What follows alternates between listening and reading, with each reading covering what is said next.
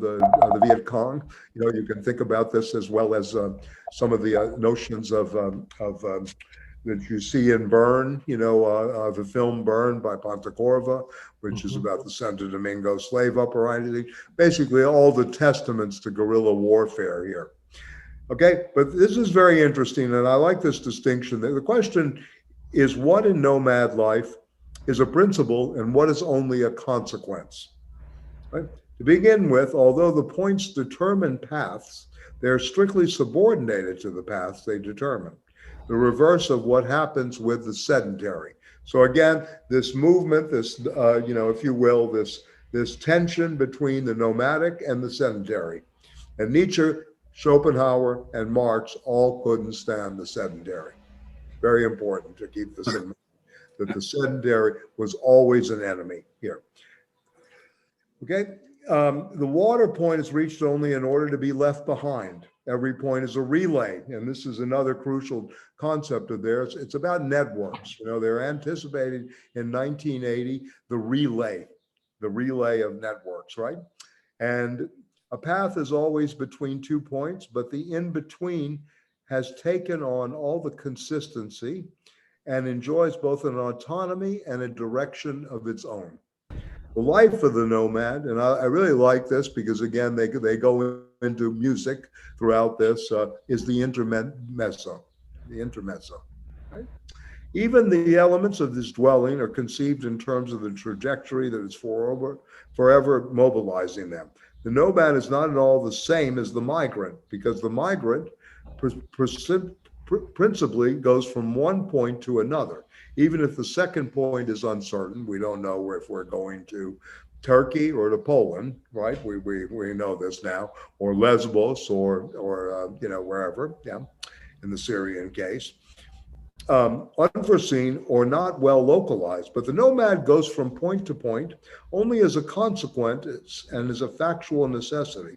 In principle, points for him are relays along a trajectory. So the trajectory is already there, but the points are these relays on the way towards the on the trajectory. Nomads and migrants mix in some ways, form a common aggregate. Their causes and condition are no less distinct for that. For example, those who joined Muhammad at Medina had no choice between a nomadic or a Bedouin pledge and a pledge of hijra or immigration.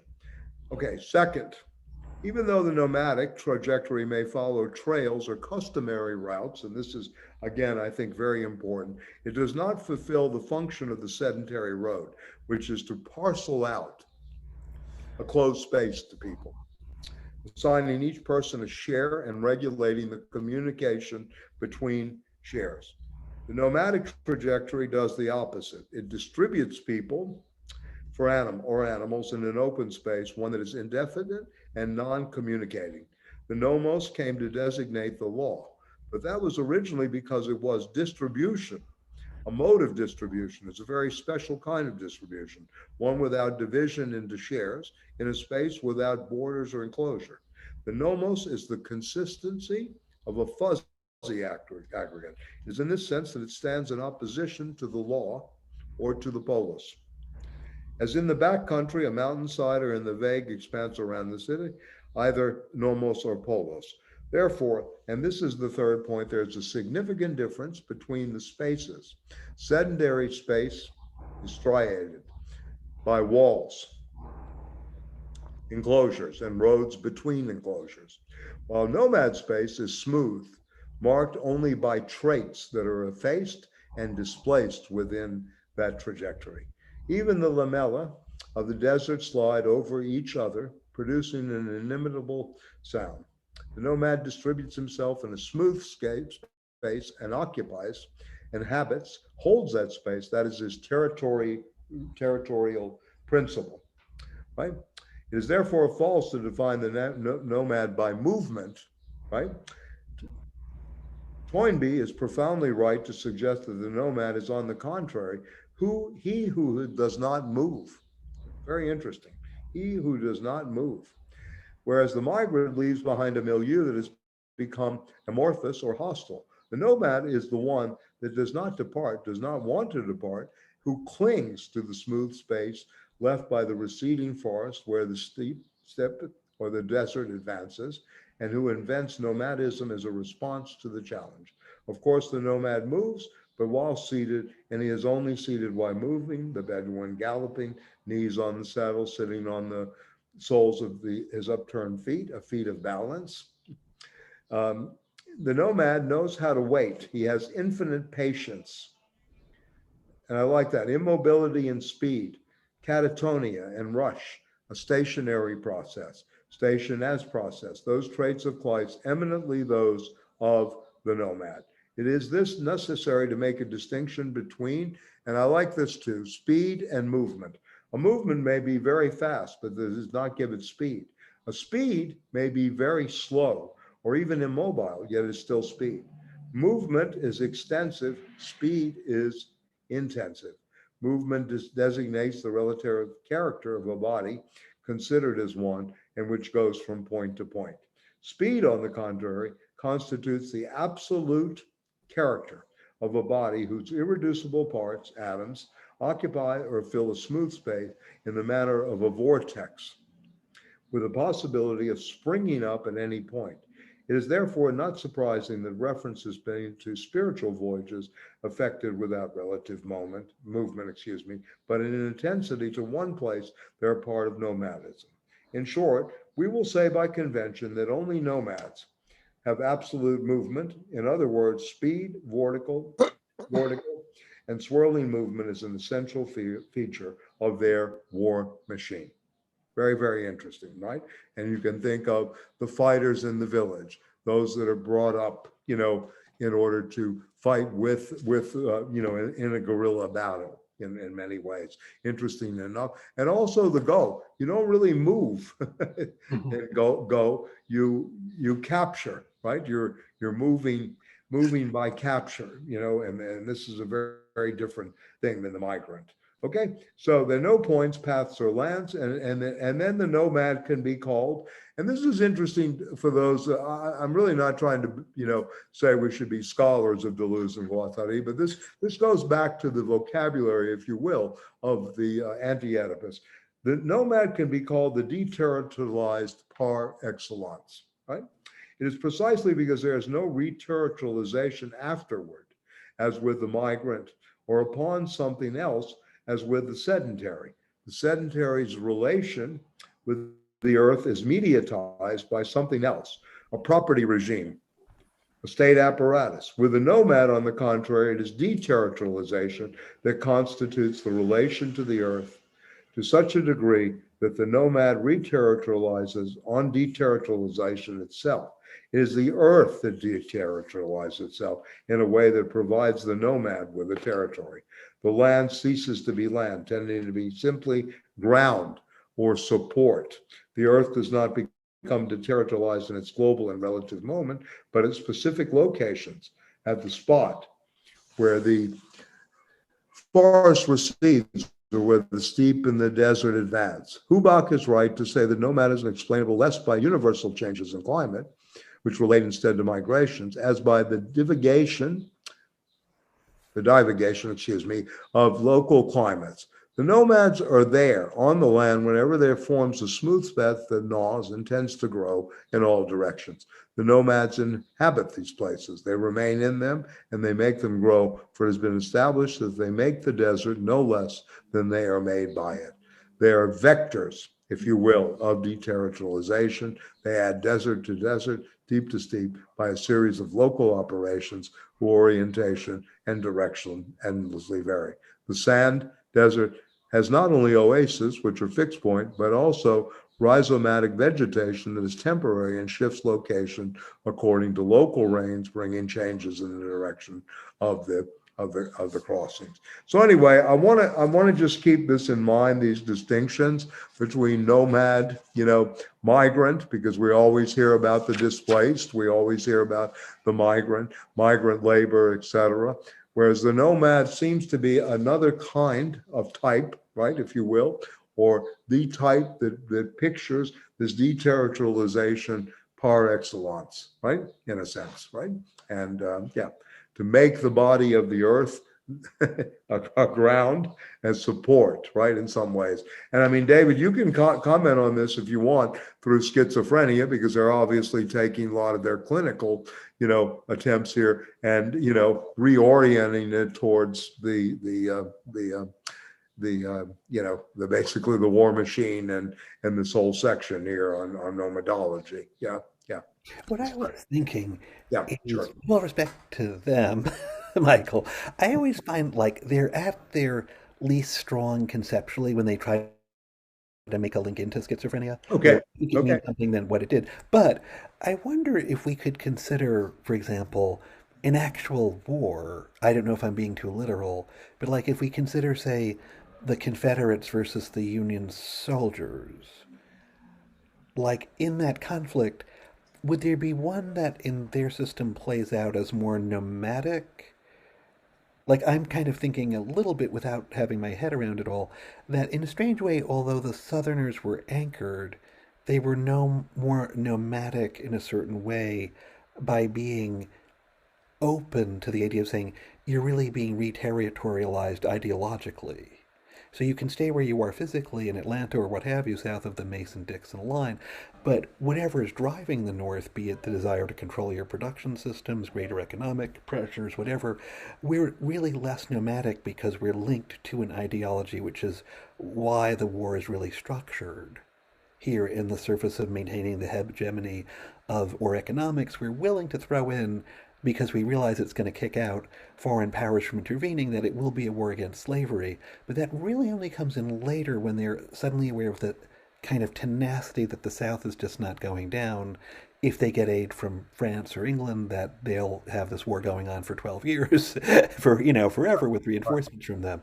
Is there a way we could bring it into an actual war to kind of flesh out what they're saying in a more 3D way? Because it's so abstract and interesting.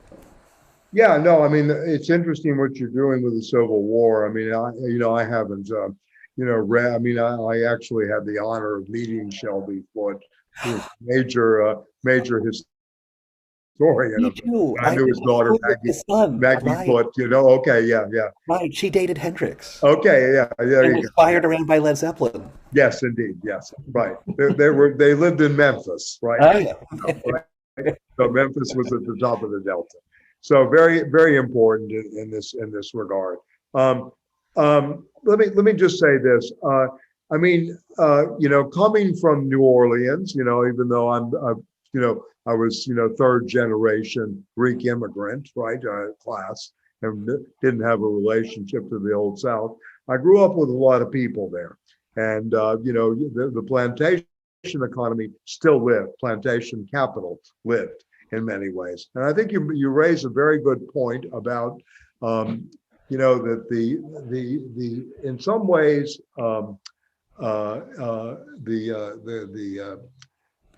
the sons of the Confederacy are those who protected the plantation economies, if you will, and the capital there, the protection of capital, was very much more of the nomadic type, right? In the sense that this earth, we adapt to it. It's a support, right? It supports us in some ways. Whereas the North could be seen much more as, those who come in to produce migrant, right? Where do most Southern blacks go? They go north to Mhm. work in factories, right? That's a better way. That's what emancipation really did in a lot of ways, right? And I mean, yeah, I mean, I think you're on to something here. I mean, I think it could be very, very interesting to talk about this more. I mean, you see this in Faulkner, very much in certain characters. I don't know if you know the short story Was, but Was is a story of a poker game in some ways. The you will before Gone with the Wind. And by the way, the same. I mean, I like these little things. The same year Gone with the Wind was written, and Black Thunder came out. Arnold Votem's Black Thunder. So Mhm. you have these two moments happening at once. But anyway, to go back to this, I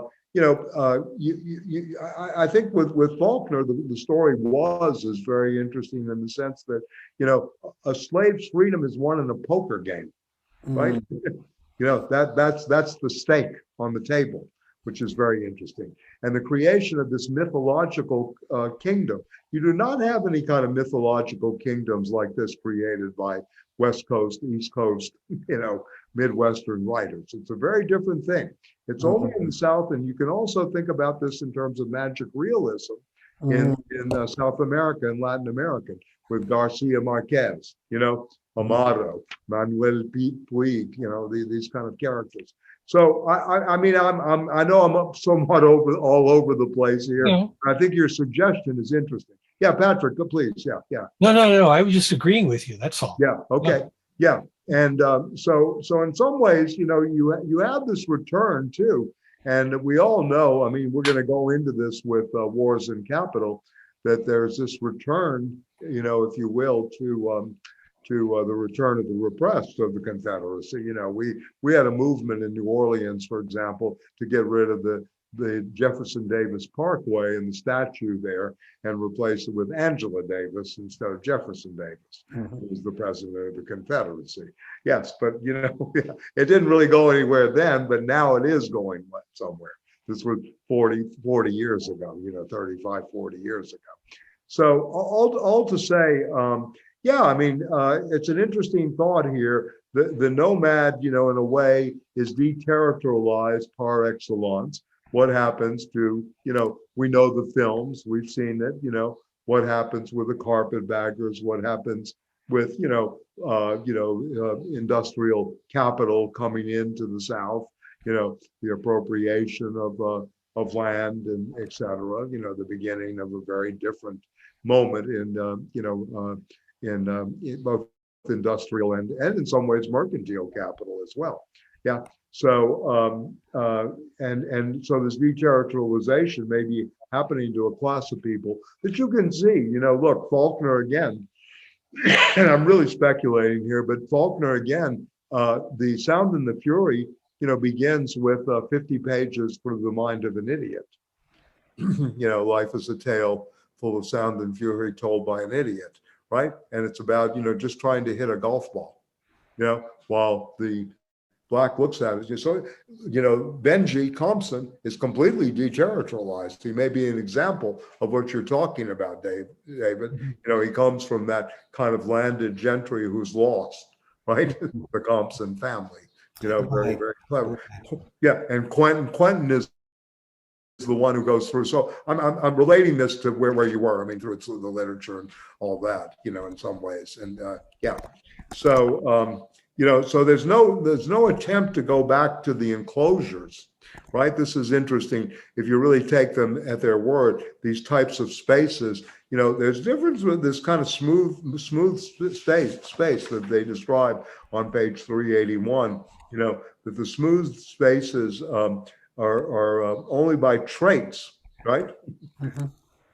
Right, marked with the displacement within the trajectory. That there's some kind of that nomadic trace. So if we read this as trace, as we read this as energy flows, relays, etc., I think the Civil War would be a kind of one battlefield, even though it's a traditional warfare. It's not guerrilla warfare, right? Because they're obviously reflecting on what they know from the French in time in Vietnam, as well as, of course, they're writing this 5 years afterwards, right? And after the airlift out of Vietnam, after the removal of troops in 1975.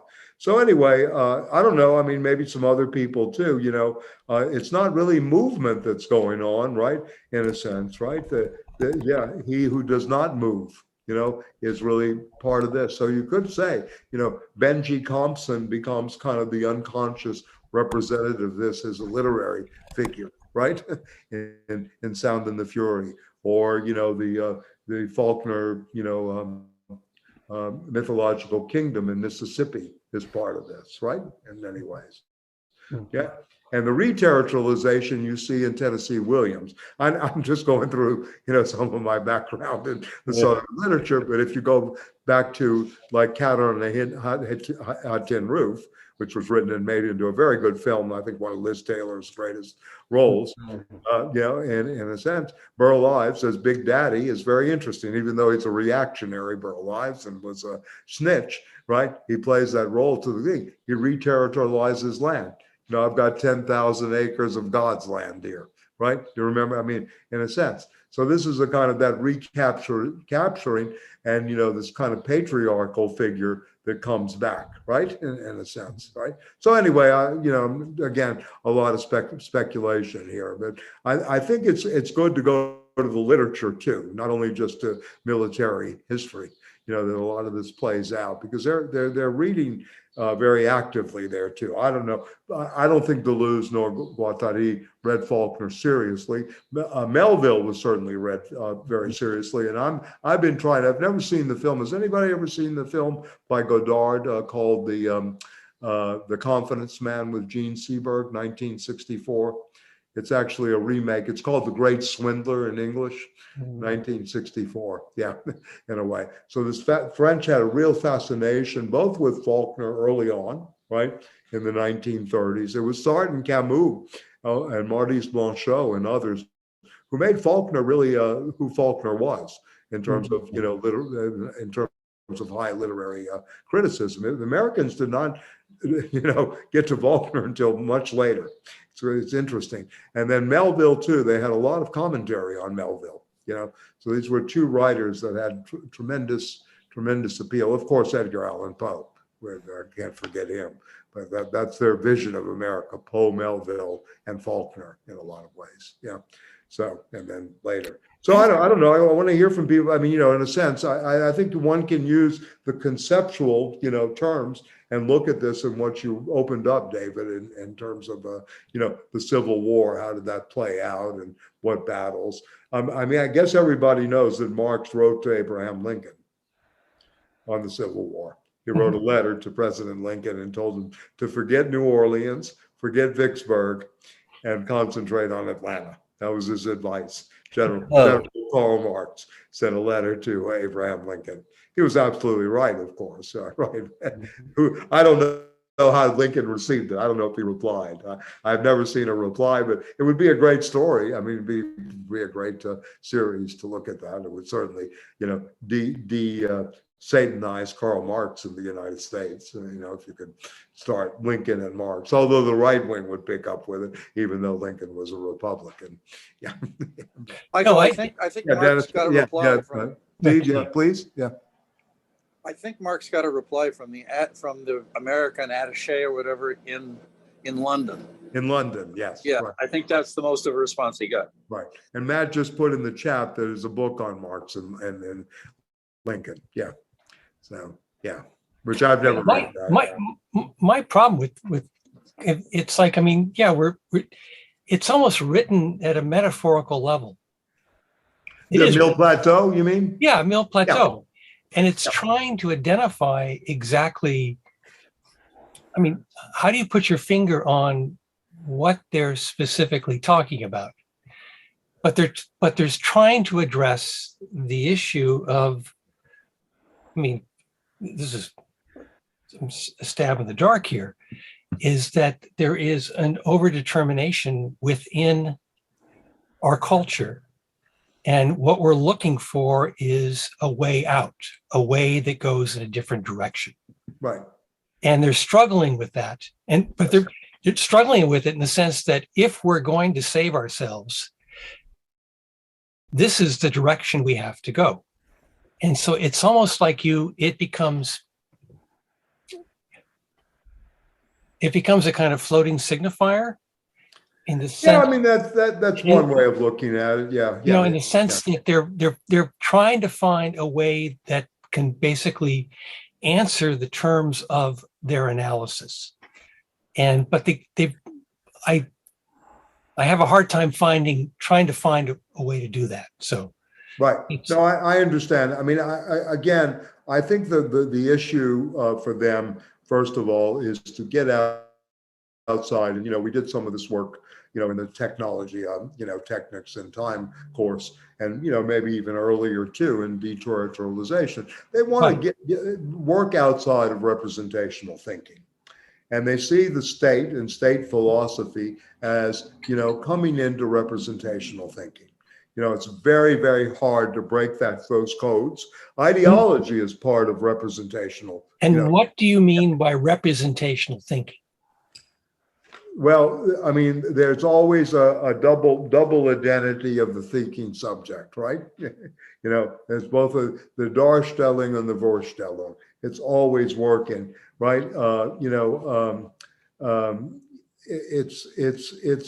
It's not really grounded ultimately in the reflection on reality or a different view of reality. They want to go outside the dominant thinking about space and time. So in some ways, this is a very anti-Kantian and anti-Hegelian work in the name of Nietzsche. It's demystifying, these kind of concepts, consciousness, the self, these kind of matters, right?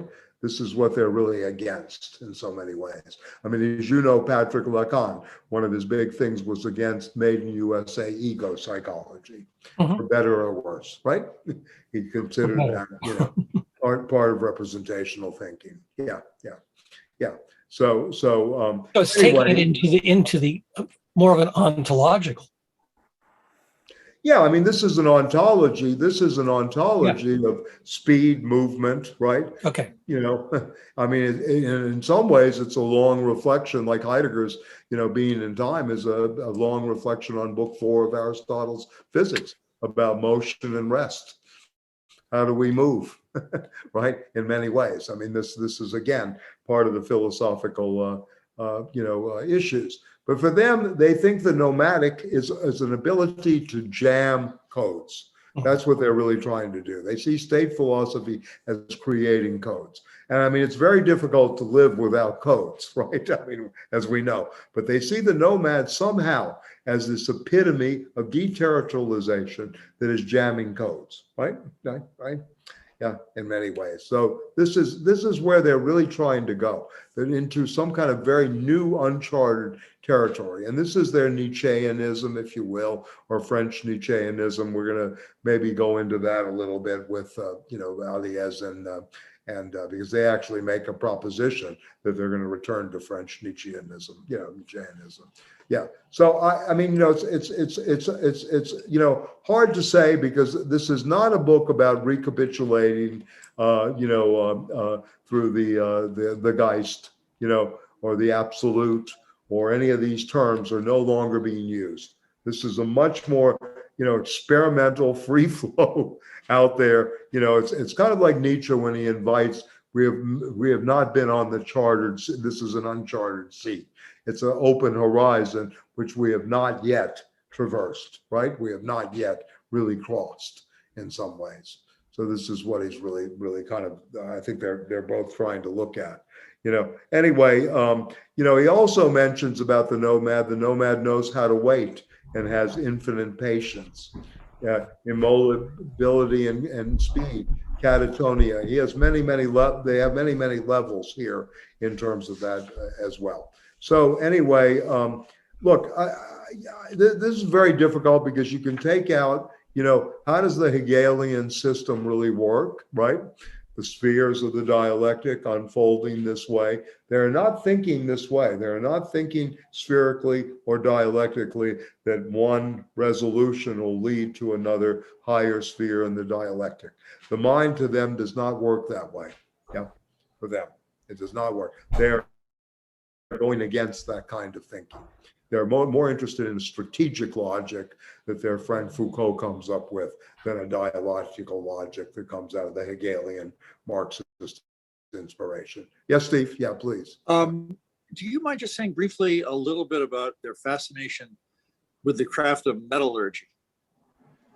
Their fascination? I mean, my fascination is Martin Bernal's father, J.D. Bernal, who was a leading Marxist. John Desmond Bernal was his full name, a metallurgist who wrote a great book called Science is Social Action, as well as many other books about this. So yes, and of course, this goes back to Hegel, going back to metaphor, by the way, which means to transport in Greek. the metaphorics that Patrick mentioned has a movement aspect to it. That's what metaphor does. And, again, these were things that, the riddles of metaphor, right? The rule of metaphor for Paul Ricoeur. This was a big issue. Again, Derrida wrote in Margins of Philosophy, white mythology, margin in the text of metaphor in the text of philosophy. Yeah, which is kind of very interesting. I don't know if you know that piece, but it's worth looking at. It's called It's from the essay is called White Mythology, Metaphor in the Text of Philosophy. So the metallurgy, it goes all the way back to the myth of the metals. It has a eugenic component to it, but also, of course, the resources, right? And of course, Marx has very long sections on precious metals as well. So they're very much involved in the metallurgy. I'm not sure why. I don't know the background on that, but yeah. Do you have any thoughts about that? I think that if I just recall, they described the metallurgists as itinerant, and I wondered if their fascination with metallurgists had to do with their motion. I don't know. Yeah, well, I'm sure. Yeah, possibly. Yeah. Again, my fascination is that one of the leading English Marxists was actually a practicing metaller. He came out of that. Like, I'm fascinated by Dirk Struik, the mathematician, who also knew the whaling industry better. I like these kind of material, I'm a nomad with a material base. Anyway, I don't know. It's something like that. But it's a good question. The nomad in terms of the itinerant. Yes, exactly.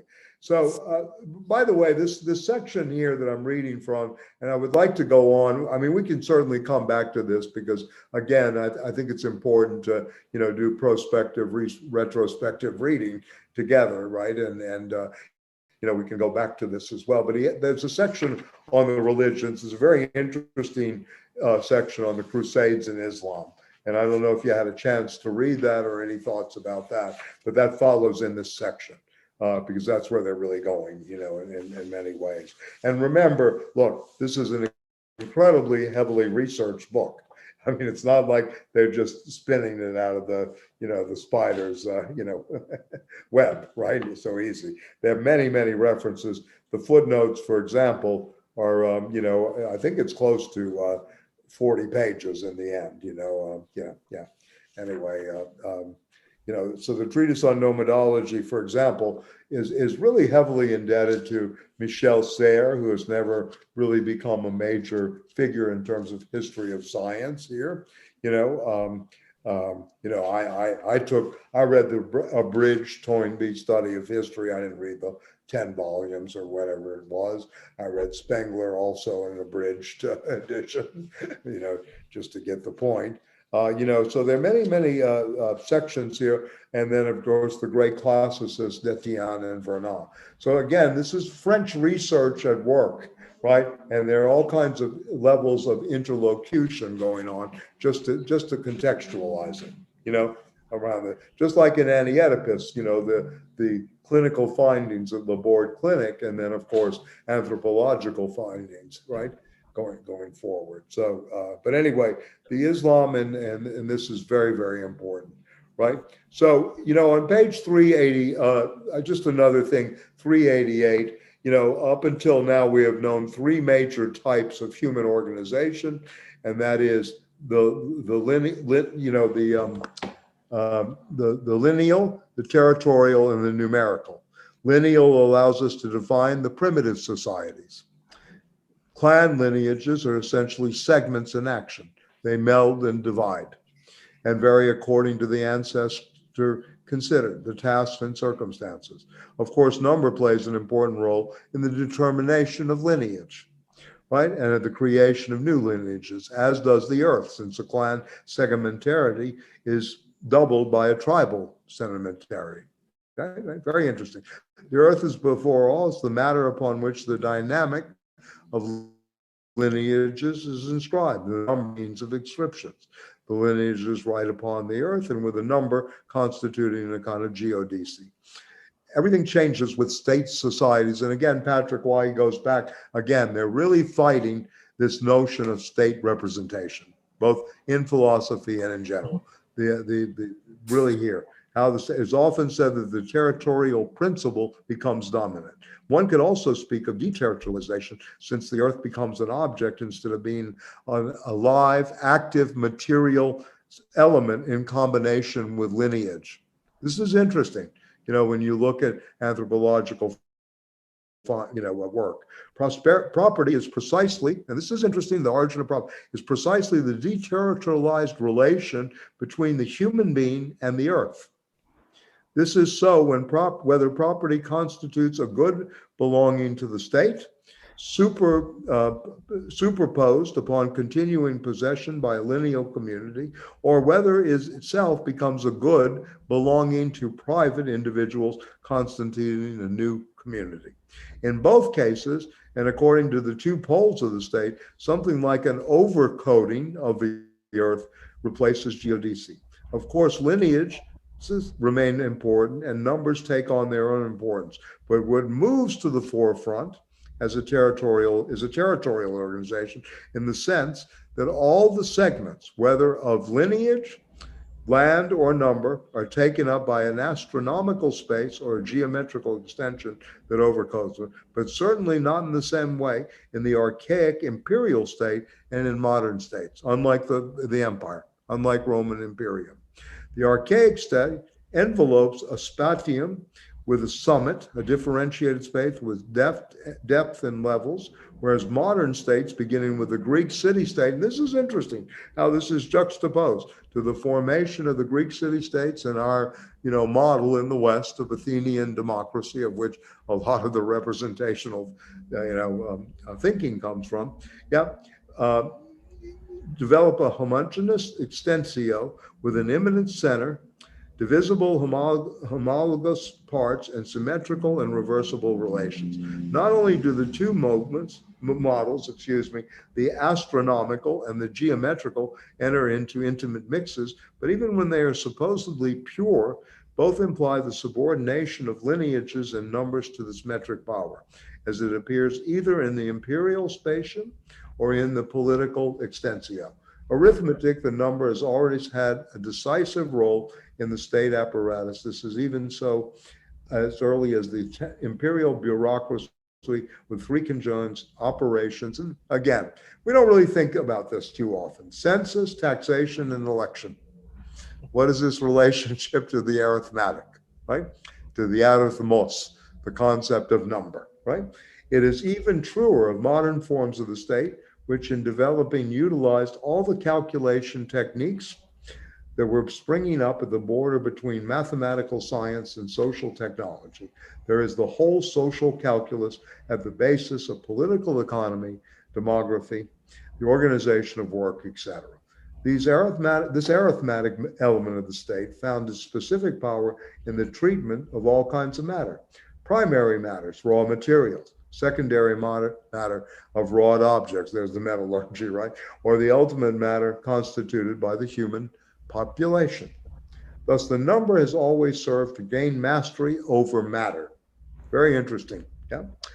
To control its variations and movements, in other words, to submit them to the spatio-temporal framework of the state, either the imperial spatium or the modern extensio. The state has a territorial principle or a principle of deterritorialization that links the number to metric magnitudes, taking into account increasing complex metrics affecting the overcoding. We do not believe that the conditions of independence or autonomy of the number are to be found in the state, even though all the factors of its development are present.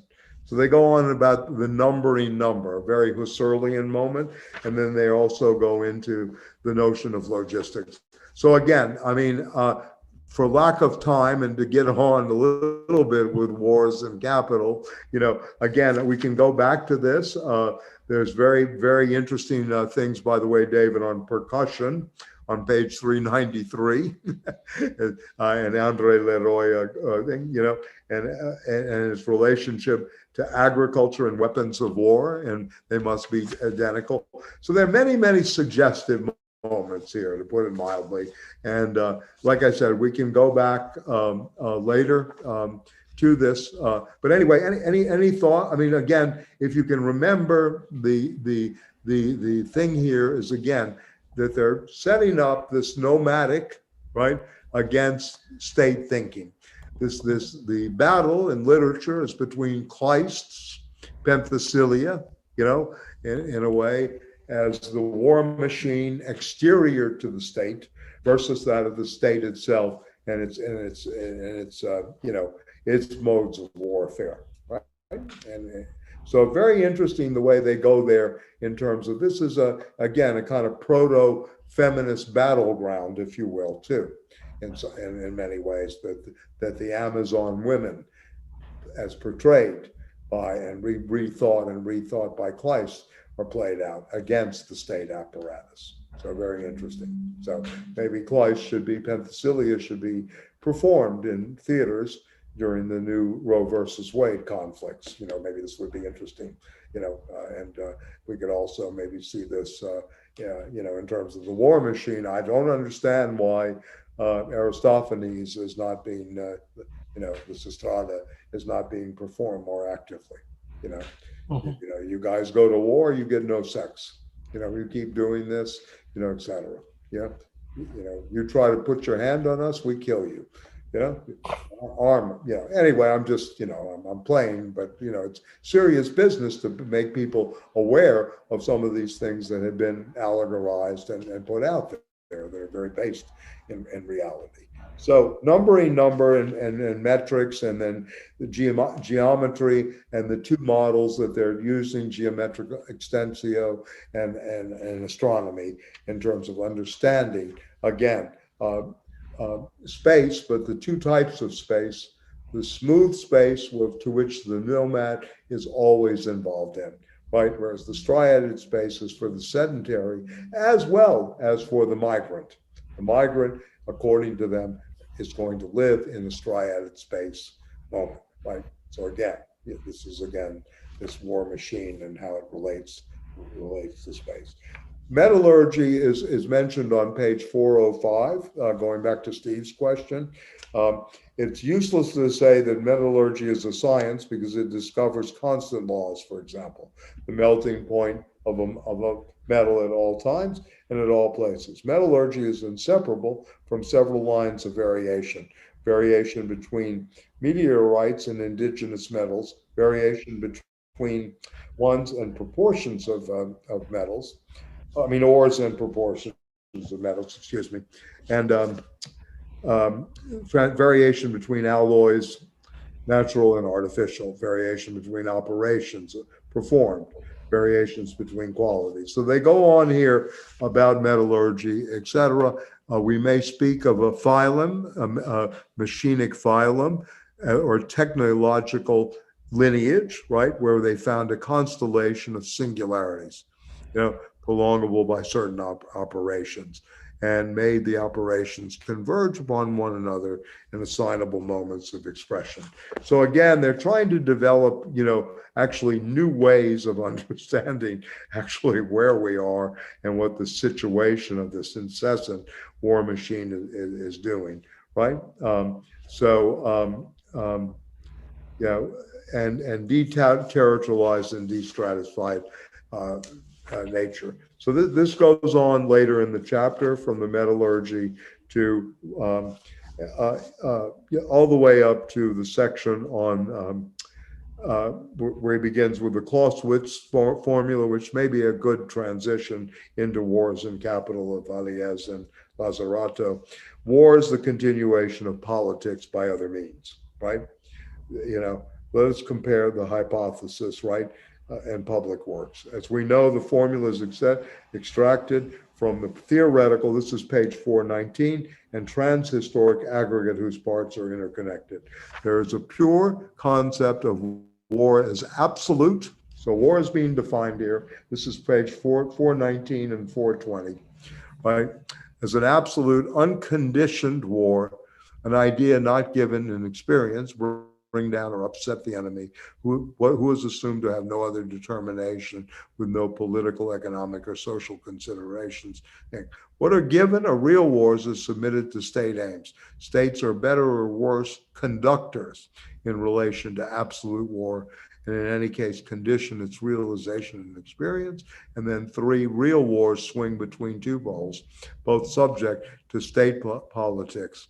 The war of annihilation, which can escalate to total war, depending on the objectives of the annihilation, and tends to approach the unconditioned concept via an ascent to extremes and limited war, which is no less a war, but one that affects a descent towards limiting conditions and can de-escalate to more armed observation. So they go through in this in terms of absolute war, right? And total war. This is where they kind of begin this in terms of end this in this chapter, right? They bemoan the present situation towards the end 422 is highly discouraging. We have watched the war machine grow stronger and stronger, as in a science fiction story. We have seen it assign as its objective a peace still more terrifying. And this is important for our time, I think, to realize a peace still more terrifying than fascist death. Mm-hmm. We have seen it maintain and instigate the most terrible of local wars at part of itself. We have seen it set its sights on a new type of enemy, no longer another state. This is interesting too, or even another regime, but the unspecified enemy. We have seen it put counter-guerrilla elements in place so that it can be caught by surprise once, but not twice. Yet the very conditions that make the state or world war machine possible, in other words, constant capital, resources and equipment, as we know from Marx, right? And human variable capital continually recreate unexpected possibilities for counterattack, unforeseen initiatives determining revolutionary, popular, minority, and militant mutant machines, excuse me. The definition of the unspecified enemy testifies to this, right? Multiform, maneuvering, and omnipresent of the moral, political, subversive, or economic order. The unassignable material saboteur and human deserter, assuming the most diverse forms. The first theoretical element of importance is the fact that the war machine has many varied meanings. And this is precisely because the war machine has an extremely variable relation to war itself. Yeah. Okay, very, very. The war machine is not uniformly defined and comprises anything other than increasing quantities of force. We have tried to define two poles of the war machine. At the one, it takes war for its object and forms a line of destruction prolongable to the limits of the universe. But in all of the shapes it assumes here, limited war, total war, world war organization, war represents not at all the supposed essence of the war machine, but only what the machine's power, either the set of conditions under which the states appropriate the machine, even going so far as to project it as the horizon of the world, the dominant order of which the states themselves are now only parts. The other pole seemed to be the essence, right? It is when the war machine, with infinitely lower quantities, but as its objects, not war, but the drawing of a creative line of flight. And this is very important to Deleuze and Guattari, the lines of flight. The composition of a smooth space and the movement of people in that space. At this other pole, the machine does not encounter war, but as its supplementary or synthetic object, now directed against the state and against the systematic, the worldwide axiomatic represented by the state, or expressed by the states. So this is very important, these lines of flight. You know, George Jackson, I'm looking for a weapon and I find it and I'm going to make it a line of flight, escape. even though he shot down at Soledad Prison. This is another one that they use. But what are these lines of flight? Is this where our freedom is now in terms of the war machine? And this is, I think, a very radical question that they're posing. Or how do we really pose this question for today? You know, we know the global warfare state. We know what its work. I mean, you know, in terms of war and its definition, and the first pole is obviously what's going on in the Ukraine. But where are these lines of flight that basically then ultimately, you know, directed against the state apparatus, and the state thinking, outside of protest and resistances and demonstrations and other things like that. So I think this is where they're going. This is 1980. Remember, this is before, I mean, it's 5 years after Vietnam. This doesn't come in English until 87, 1980 in France. It's before the first Gulf War, right? Before the new, war brought to you by CNN, the Luftwaffe, the new Pentagon at work, just bomb the shit out of everything and we win the aerial attack. Yeah, David, you want to say something? Yeah. No, I was just listening. I'm good. Oh, okay. I'm sorry. Yeah. Anyway, so yeah, I mean, so remember, this is 42 years ago, but I think still relevant in a way about how we get to these different poles of war. And they see the war machine. This is something that we're in, and Alliez, and it's not like war. It is war, unfortunately, or as, to go back to Freud, if you want peace, prepare for war. Well, we're in a constant probedeutic and preparation for war. This is no question in my mind, and this is where we are. I'll tell you a little story, and then I'll go, just real quick anecdote here before we go on to wars and capital, which we can spend the rest of the time on tonight and pick up next week as well. In 1980, after the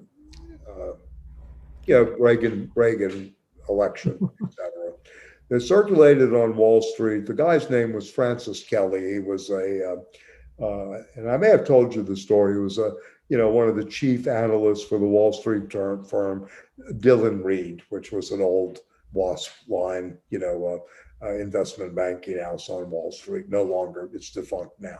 But anyway, he circulated a paper, about a 60-page paper about investing in the future. And his working premise was that those who have read and understood Hannah Arendt's On Revolution will be economically successful. Now, Hannah Arendt, wrote about war and revolution in here, and actually, Alliez and Lazzarato, will refer to this alongside Carl Schmitt in the beginning. But it's kind of interesting how, say a text like this that was written, Arendt, I think, published that work in the early 60s. And she, this guy's going back to it 15, 20 years later. The working premise, maybe for us, should be those who understand Lazzarato and Alliez may see what's really coming down economically in a very different light in some ways to make that transition. So, we don't want to give this book to Goldman Sachs, but at the same time, I'm sure they're listening, and no big deal. Where they might not be able to understand the lines of flights too well. They're too immersed in. I have a good friend who went to work for Goldman Sachs. And, you do, yeah, yeah, and did programming, but graduated from the same program that I was in, and he probably has read this stuff, but he's compartmentalized his existence in terms of. Yeah. I knew someone too who was very good at Heidegger, a woman who translated Rainer Schumann's book. I think it was from French into English, the first book on Heidegger. Her name was Christine Rose. She had her own little box office on Wall Street because she couldn't get along with people. But she was very subversive. She couldn't get along. She had a glass enclosed office in one of the investment banking houses. Yeah. So anyway, yeah. We all, yeah. I mean, and I knew commodity traders who read Das Kapital. and read it well. Well, there's Michael Hudson, Eve Smith, you know. Yeah, sure. Yeah. Absolutely. Yeah. And, part of our problem in the educational system is we don't read these things in the classroom as we're growing up as practical works and to relate them to the real world. Instead, they're just texts we take in a good class and we write our papers or we take our exams, et cetera, but they're not really connected to the outside. And maybe that's another task for the war machine. But anyway. All right, so let me go on. Just before we leave, I just want to say that having gone through this, their idea of the war machine it's almost the polar opposite of Alliez and Lazzarato. Yeah, in the sense that what they're saying is that the war machine is really a line of flight. It escapes from being one aspect of it. Yeah. The line of flight. Yeah. And whereas Lazzarato and they're really kind of anyway, that was just kind of something kind of struck me maybe I'm wrong. Okay, yeah, we'll go back to that. That's a very good insight. Yeah. I kind of like this in terms of the polemic. And their first polemic is with John Locke, of course, that's an easy one. And then Michel Foucault on the biopolitical and governmentality. And you're probably right, underlying this is a consistent opposition to the war machine as line of flight.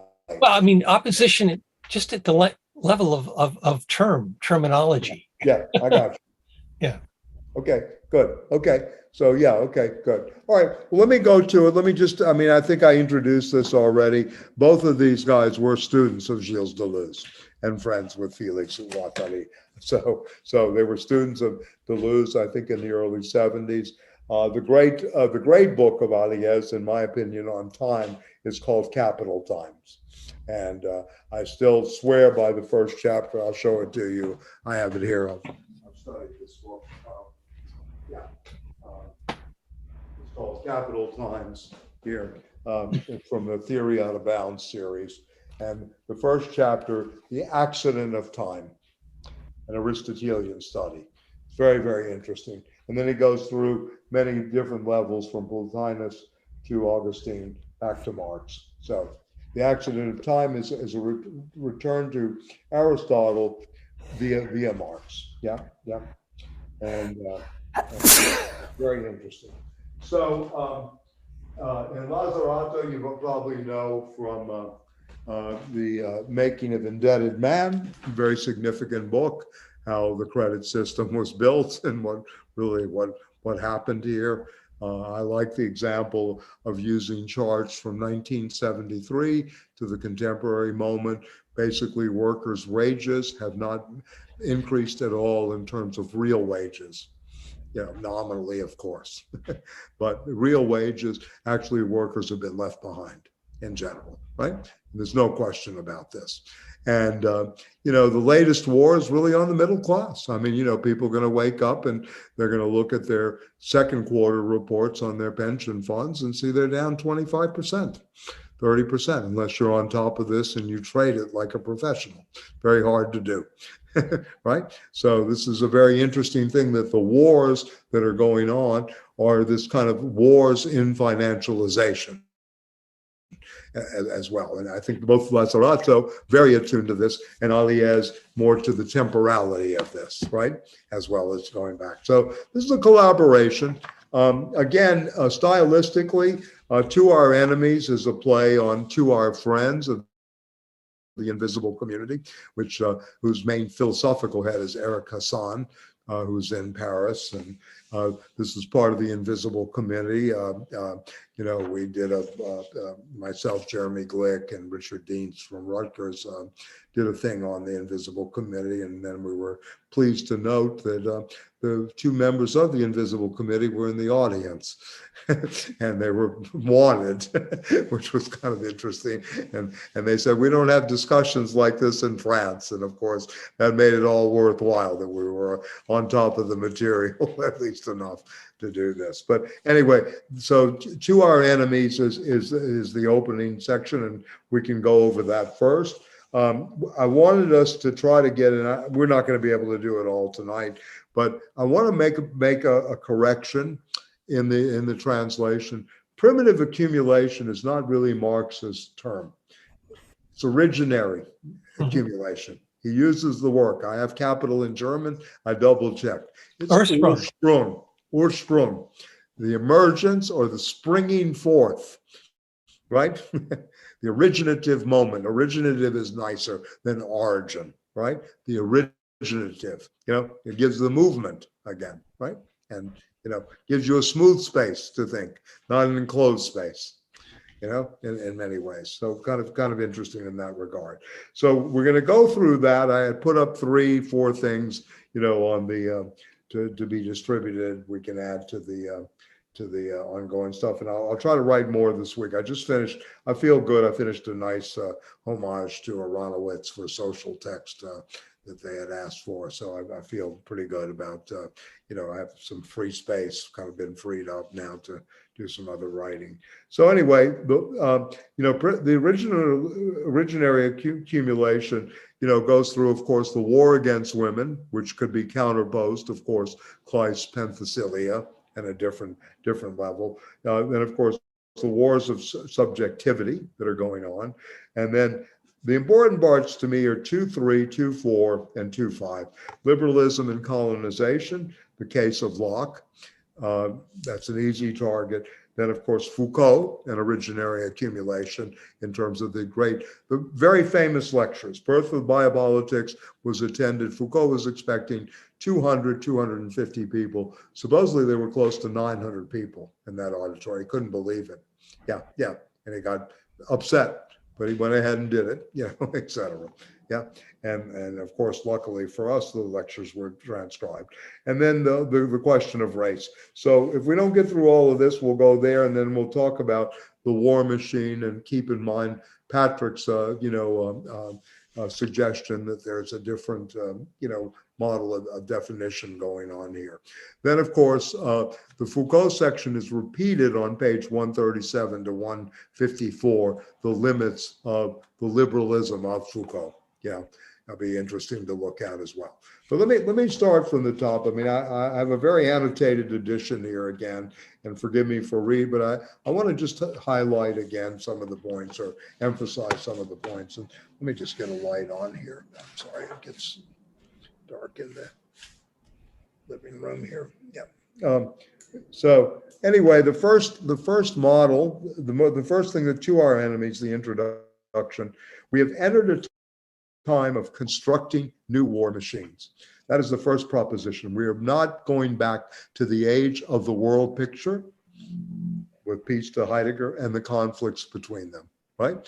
Again, we will not return to representational thinking and the world picture, right, that Heidegger spoke about, right? This, and we read this in Technology, Technics and Time, right? So financialization, the second point they make, is financialization is at the helm of global civil war. No longer just a civil war north-south in the United States and with a moral ideology of slavery, which was the last thing on the war perpetrator's mind, but anyway, and controls all of its polarizations. So contemporary financialization, right? Yep, is at the helm, right? So then they go to 2011, the multiple forms of subjectivation of civil wars have deeply altered both the semiology of capital and the pragmatics of the struggle to keep the manifold powers of war from being the perpetual framework of life. Among the experiments, and this is the anti-capitalist machines. So they'll use this as part of the experiments, of course, Occupy Wall Street. Seattle, they should have put in here earlier, of course, because that was pre, 2000, but they're using since 2011. The Indignados in Spain, the student movements in Chile and Quebec, had 300,000 people in the plateau in Montreal of students would march right by my place, daily I mean, they were on strike 10 months because of a $300 increase in their tuition spread out over 5 years. This was at the Cégep. They went on strike for this. Can you imagine? Can you imagine this in the United States? I mean, the entire high school system, I mean, or the advanced, college entrance, that's what Cégep refers to, went on strike. Yeah, and they wore red buttons. But anyway, I remember vividly. Chile, and then Greece in 2015, I was there, right? And all fought with unequal arms. And, of course, the inequality of arms against debt economy and austerity policy. The Arab Spring, protests in Brazil, Gezi Park in Turkey, watchwords of organization and disorder, up all night long in France is the latest development of the cycle that may have started, and they think the cycle starts in 1989. Well, 1989 also marked the fall of the Berlin Wall. I would add that there, with all due respect to Alliez and Lazzarato. On the side of power, neoliberalism promotes an authoritarian police. We know all this. But anyway, the de-demonized extreme right? The extreme right openly comes to occupy the terrain of civil wars. So if we want to look at the resurgence of right fascism, right populism in the United States, which is subjectivized by rekindling racial class warfare. Okay? We know this. We've seen this at work in the United States, and especially we've seen it at work during the last 20 years and now really culminating. And probably is going to play out in the midterms, because one reason I mentioned, the stock market thing is Sleepy Joe and dumb Blinken and dumber Sullivan and, idiot Powell and yawning Yellen are all making big mistakes here, because people vote with their pocketbook.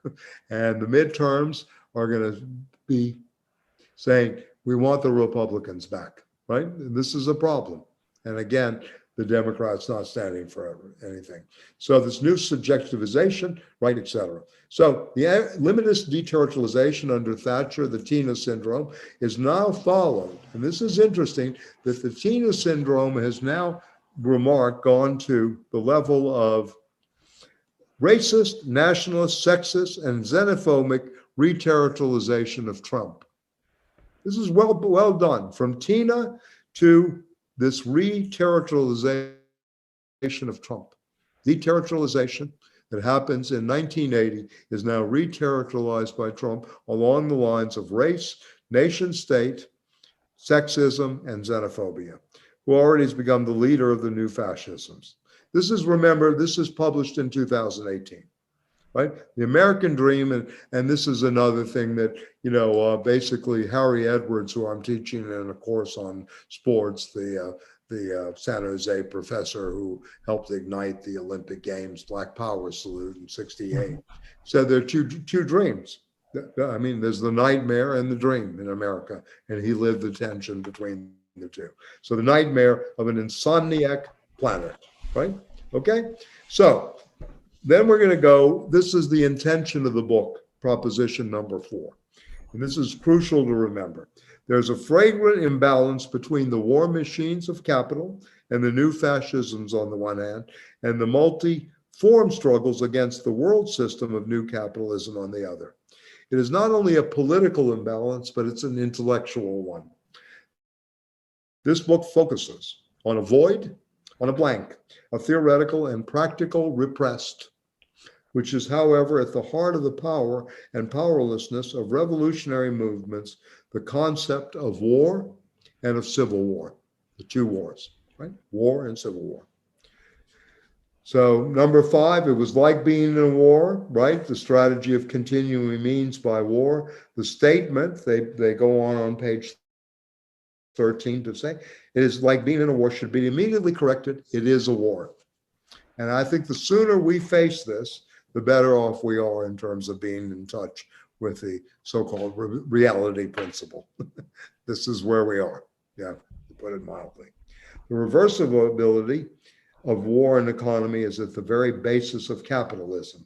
And it has been a long time since Schmidt revealed the pacifist hypocrisy of liberalism. And I mentioned the great book of Ward Churchill, Pacifism is a Pathology, written in 1973, reestablishing the continuity between economy and war. The economy pursues the objectives of war through other means, blocking credit, sanctions, in other words, embargo and devaluation of foreign currency. We're seeing this right now. The dollar, by the way, is incredibly strong right now. Declining stock market, increasing value of the dollar. That's what needs to be thought economically, right? So superior officers in the Chinese Air Force, Liang and Wang Jianzi, define financial offenses as bloodless wars, right? And just as cruel and as effective as bloody wars. Very interesting, right? Yeah. So they go on. So liberalism, from the beginning, has become a philosophy of total war. So this is a new definition of liberalism. Not only is it, the war against the, poor, the war against the underclasses, the racial strife, but it's a philosophy of total war. Interesting, a new kind of thing, right? The Pope is preaching in the desert, et cetera. Like the world is the start of war in bits and pieces. No, not a war of religion. No, this is a war of interest, a war for money. There's a war for natural resources, domination of peace. So this is the war. So 2015, the evening of France, they go to France that awful night in November, occurs also in the daily in the cities of the Middle East, right, on every day. The apocalyptic extension and infinite wars started by Christian fundamentalist George Bush and his cabinet of neocons. So they go on. No punches, no punches spared here. It's good, in a way. So then the Stability Pact, financial state of emergency in Greece. I was one of those who thought Greece should have left the EU. Yeah, I was on that wing for mine. I know the pain it would have created, but it would have been much better of what we got, in many ways. Anyway, political state of emergency in France, etc. So they make very good statements. This is Proposition 7, again, something worth money in war, the global markets, military police. You don't need to see the police visibly. It's another thing. Part of the panopticon, the global panopticon now is money in war or the military police. Okay, let's get to their thesis. We know what they're going to try to fill. This is section number 8 in the Our thesis is war, money, and the state are constitutive or constituent forces. In other words, the ontological forces of capitalism. So they're going to be doing an ontology of capitalism, the being of capitalism. How do we get to the being of capitalism? The critique of political economy is insufficient to the extent that the economy does not replace war, but continues it by other means, ones that necessarily go through the state. And this is another way, this is close to Deleuze and Guattari. They understand this through Deleuze's thinking about the state and representation and apparatus. Monetary regulation, which we're getting from Yellen and Powell, you'll see tomorrow, the big fear right now is another 3/4 hike by the Fed in interest rates instead of the half that's anticipated. Monetary regulation and the legitimate monopoly on force for internal and external wars to produce the genealogy of capitalism, reconstruct its development. We must always engage together, and this is very important. The critique of political economy, critique of war, and the critique of the state. I'm going to let Phil in. So remember these 3 things. They're going to go through a kind of, totality, if you will, through the critique of political economy. And those of you that know a little bit Bernard Stiegler, the critique of political economy. And, he went there after Lyotard, and the postmodern condition and rethought it. The critique of war, and the critique of the state itself. Okay, so the accumulation and monopoly on property titles by capital and the accumulation of monopoly on force by the state feed off of each other. Without the external exercise of war and without the exercise of civil war by the state inside its borders, it would never have been possible to amass capital. And going back to what David said, one can read the Civil War as a massive attempt to reorient, rethink, and territorialize capital in a very different way. The Civil War was not about morality. That's it was a pretext in so many ways. Yeah. So this is one way of certainly looking at this, right? Inversely, without the capture and the valorization of wealth carried out, the state would have never been able to exercise its administrative, its legal, and its governmental functions, organize armies of such growing power. Yeah, Phil, we're in Alliez and Lazzarato, Wars and Capital. We were doing some time on Deleuze, trying to finish up. It's kind of unfinished territory. The War Machine in Thousand Plateaus. Anyway, we're looking at the beginning of the Lazzarato. Okay, without the capture and valorization of wealth carried out by capital, the state would have never been able to exercise its administrative, legal, or governmental functions or organize armies of ever-growing power. The expropriation of the means of production and the appropriation of the means of exercising forces are the conditions of the formation of capital and the constitution of the state that develop in parallel. We know all this. Military proletization goes in hand. This is something that they're going to go into in depth, which I think is very different, in terms of theorization. Military proletization goes hand in hand with industrial proletarianization, and we're going to look at this from some different angles with them. But what war are we talking about? Does the concept, this is a proposition now, so they ask the question of what war are we talking about? Wars and capital. Again, wars plural and capital singular here. Yeah, again, the ontology of capital at the same time, the ontology of war.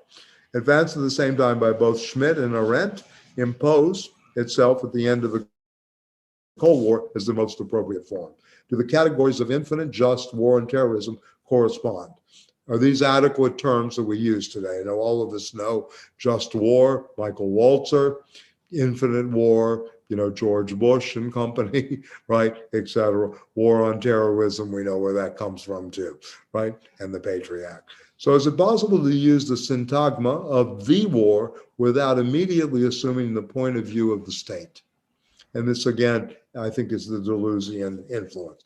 The history of capitalism is crisscrossed since its origin and constituted by a multiplicity of wars. And again, multiplicities of wars, not just the war.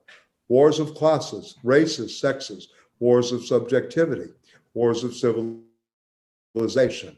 Wars, and not the war in our second thesis, wars as the foundation, the second thesis here, of internal and external order, organizing principle of society. So this is a claim, right? Obviously, war as the organizing principle of society.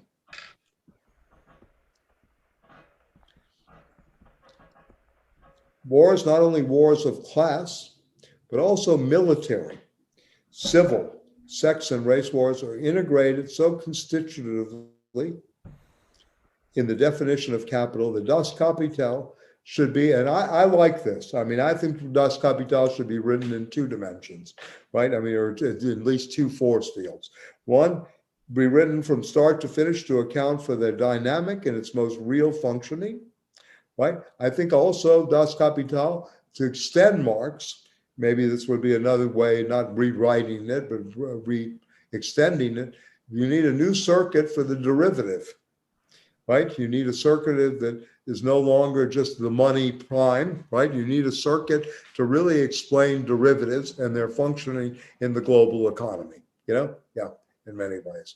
And I think this is very, very important, to think through. The MD, the MDM circuit as a new circuit of capital. It really needs to be thought.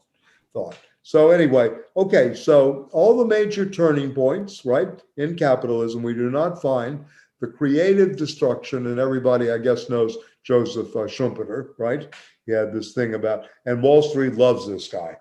That's their liberal go-to guy. Creative destruction, that's what we're going through. The theory of the business cycles, right, et cetera, right? We do not find it carried out by entrepreneurial innovation, but by the enterprise of civil wars. They don't want to hear that part. They love it by the enterprise and entrepreneurial innovation, right? Right? Yeah. So, I mean, it's nice to see Bezos have 35% of his net worth decreased by the decline in Amazon stock. At the same time, we'll see what happens. Okay. So anyway, they go on to, this is very, very interesting. You know, this kind of long,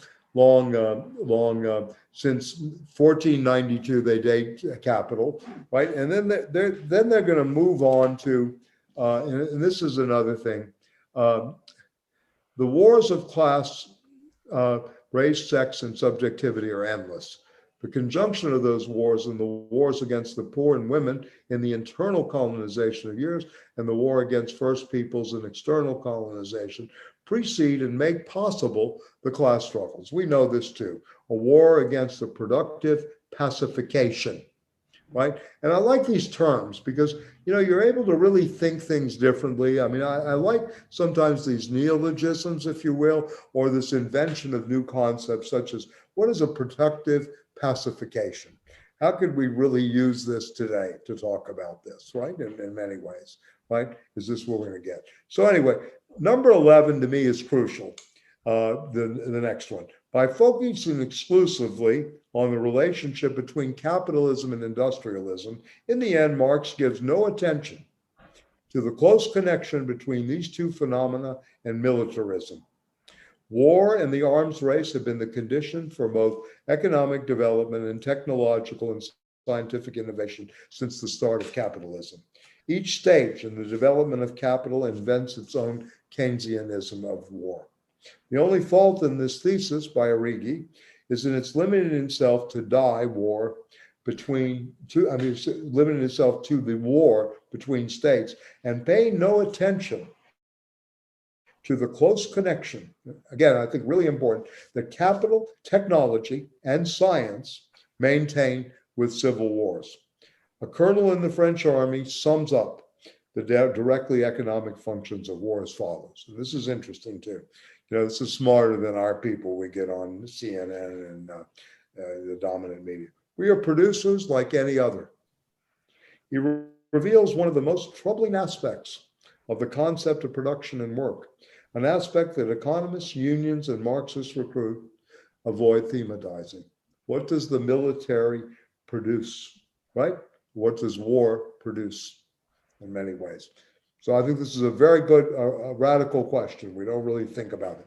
What will this war, this conflict, if you will, if you want to look at it, special military operation from Taft's, you know, invasion by New York Times, you know, whatever language you want to choose, right, in some ways, this conflict in the Ukraine, what will it produce? What is the production? Okay, so I think number 11 is very important, that Marx did not really think militarism, right, and the military along this. It's a very, very good thing where a lacuna is being done, of course, with all due respect, right?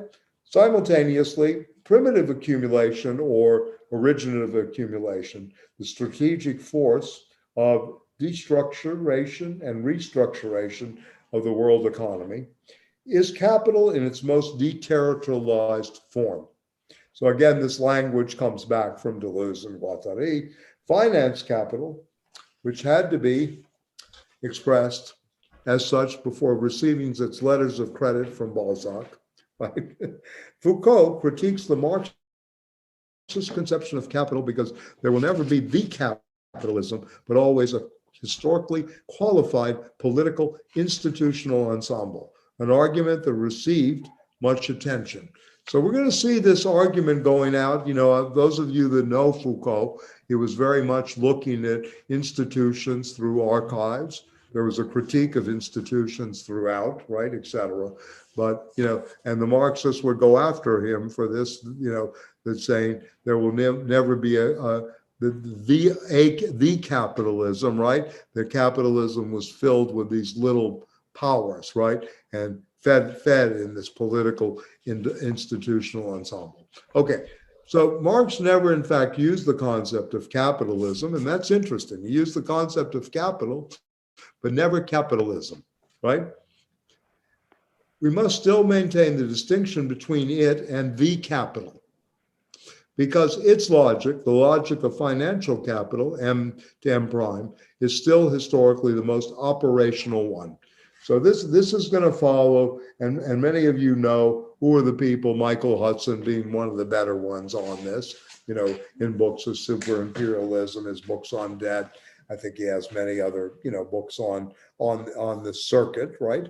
What has been called the financial crisis shows its work, even in its most innovative post-critical performances, multiplicity of state forms. So they go through all these levels descriptively of what this M prime movement is and what financial capital really does out there. So it's very interesting the way they think. I like their play on language. I'm sure I didn't read this in French, but I'm sure it's funny in French. The division of labor, and this is very interesting, the number 16, the division of labor does not only take place in production, but also in the specialization of war and the professional soldier. This is very important. When centralization and the exercise of force in a regulated army is the work of the state, it is also the condition for the accumulation of wealth, right? By civilized and opulent nations at the expense of poor nations. And they cite, Adam Smith in parentheses, which in turn are not nations at all, but wastelands. And then they have a nice play here, Locke and wasteland, right? And, if I was writing copy from Wall Street, I would write, April is the coolest month, breeding dead lilacs out of the land. And then, you would go from there, and really use the wasteland again as allegorical here. And, the wasteland is worth rereading, obviously, of Alliez in our time. But Locke and wasteland, and they're going to go back to Locke. You'll see this in later in this section, right? Later on. The constitution of the state is a mega machine, relied on the capture, centralization, and institutionalization of the means of exercising force. Starting in the 1870s, however, and especially under the effect of the brutal acceleration imposed by total war, this is interesting, capital was no longer satisfied with maintaining an alliance with the state and its war machine. It started, and this is interesting, going back to where David, spoke about the Civil War earlier. Remember, this is 5 years afterwards, after the Civil War, resulted in the events, in the 13th Amendment, what I call the Second Constitution, right, is enacted, right? Although it took another 100 years to get a civil rights bill. So it started to appropriate it directly by integrating its instruments of polarization. Right? The construction of the new capitalist war machine integrated the state, its sovereignty, political and military, and all its administrative function by profoundly modifying them under the direction of finance capital. So as early as the 1870s, they see this, well before the Hilferding-Lenin debates, that are very prominent, finance capital imperialism, the highest stage of capitalism that went on in the Marxist tradition. Or the Marxist-Leninist, tradition, right? Or Marxist, Austrian-Russian, conflict in some ways, right? Okay, yeah.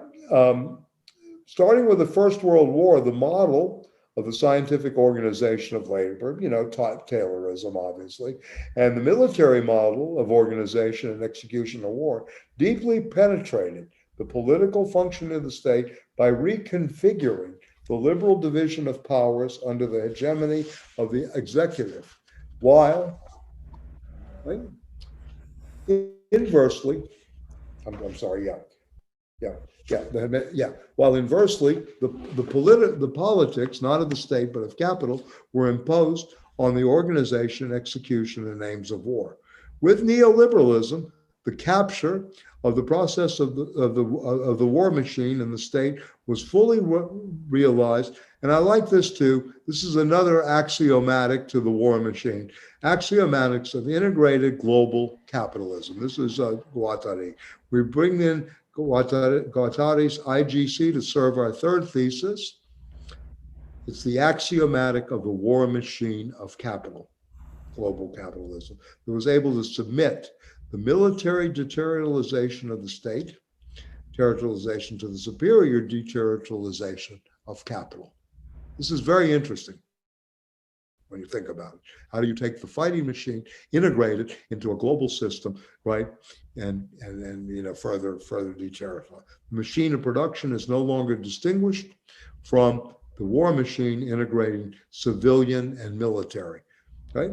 Peace and war in the single process of a continuum of isomorphic power in all its forms of valuation.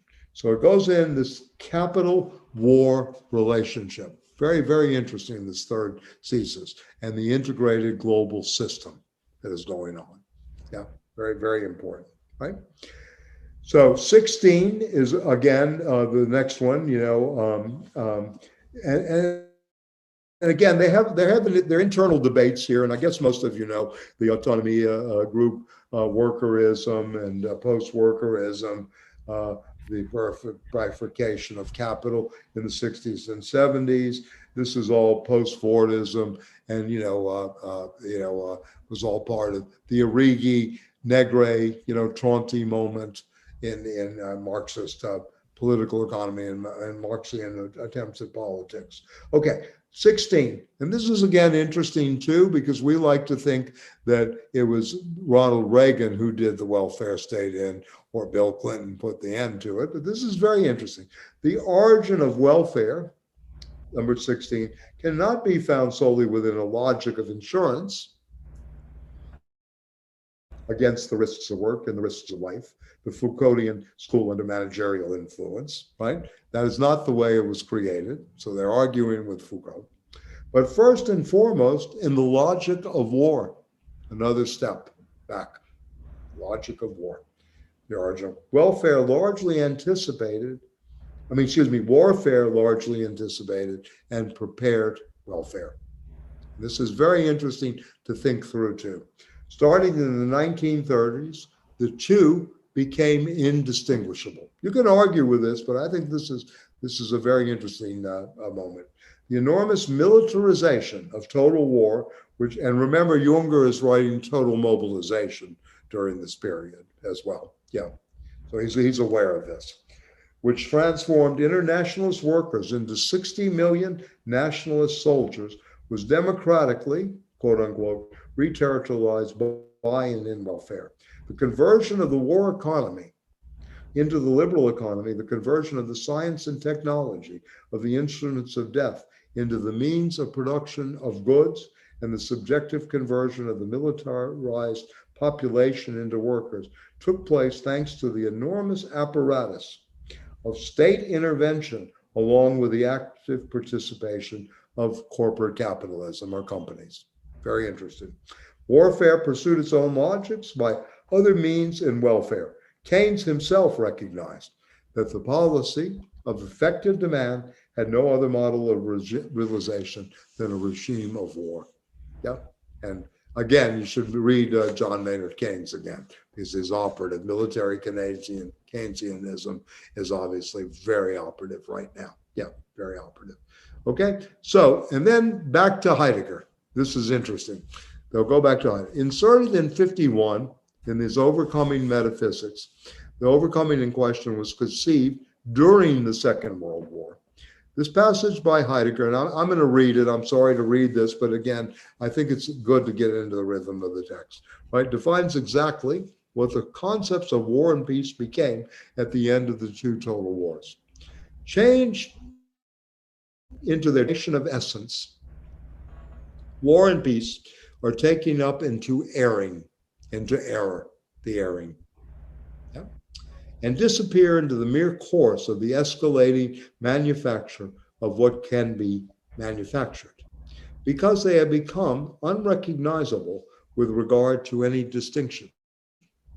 The question of when and where there will be peace cannot be answered, not because the duration of war is unfathomable, but rather because the question already asks about something which no longer exists, since war is no longer anything which could terminate in peace.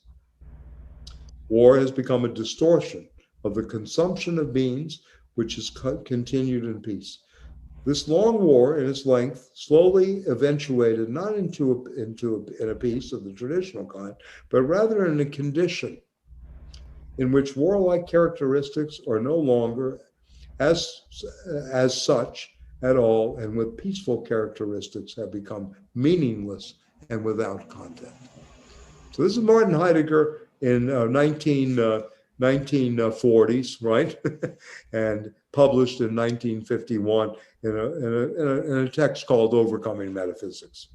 The passage was literally rewritten, and again, you can go to A Thousand Plateaus in a way. And I like this approach because it shows this great thinking that's taking place from Junger to Heidegger, back to Marx, all of this, and how it's being rewritten and rethought.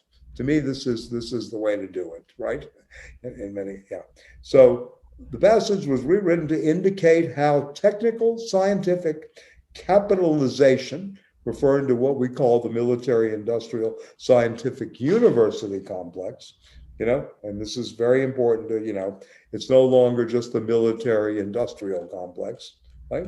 The scientific university added, and Patrick, Lacan's four registers of education: the discourse of the university, the discourse of science, the discourse of the analyst, the discourse of the analyst, right? And these are all crossing with each other, the four discourses. And the fifth discourse, of course, is the master discourse, capitalism, right, in which he problematized in The Other Side of Psychoanalysis in 1969. Anyway, so this is very important. Creates a new conception of security, as materialized war, an organized insecurity or molecularized distributed program catastrophe. Very interesting. This is 1980. From Heidegger in the 40s to Deleuze and Guattari in 1980 to Alliez and Lazzarato in 2018. Then they go through the Cold War, an intensive socialization, and this is interesting to define the Cold War this way: an intensive socialization. A lot of us grew up under this, right? And capitalization of the real subsumption of society and populations in the war economy of the first half of the 20th century, right? It constitutes a fundamental passage in the formation of the war machine of capital, which does not appropriate the state and war without subordinating knowledge to its process. In the matter of J. Robert Oppenheimer, a play and worth rereading and should be reperformed, right? The Cold War stoked the hearth of technological and scientific production that had been lit by the total wars. Practically all contemporary technology, and in particular cybernetics, computer and information technology, are directly or indirectly the fruits of total war retotalized by the Cold War. What Marx called the general intellect, and this is going back to the Grundrisse, right, was born of and in the production for destruction of total wars before being reorganized by OR, operational research, of the Cold War into an instrument, R&D, we know that phrase very well, research and development, of command and control of the world economy. Yeah, the war history of capital constrains us to the other major displacement in relation to workerism and post-workerism.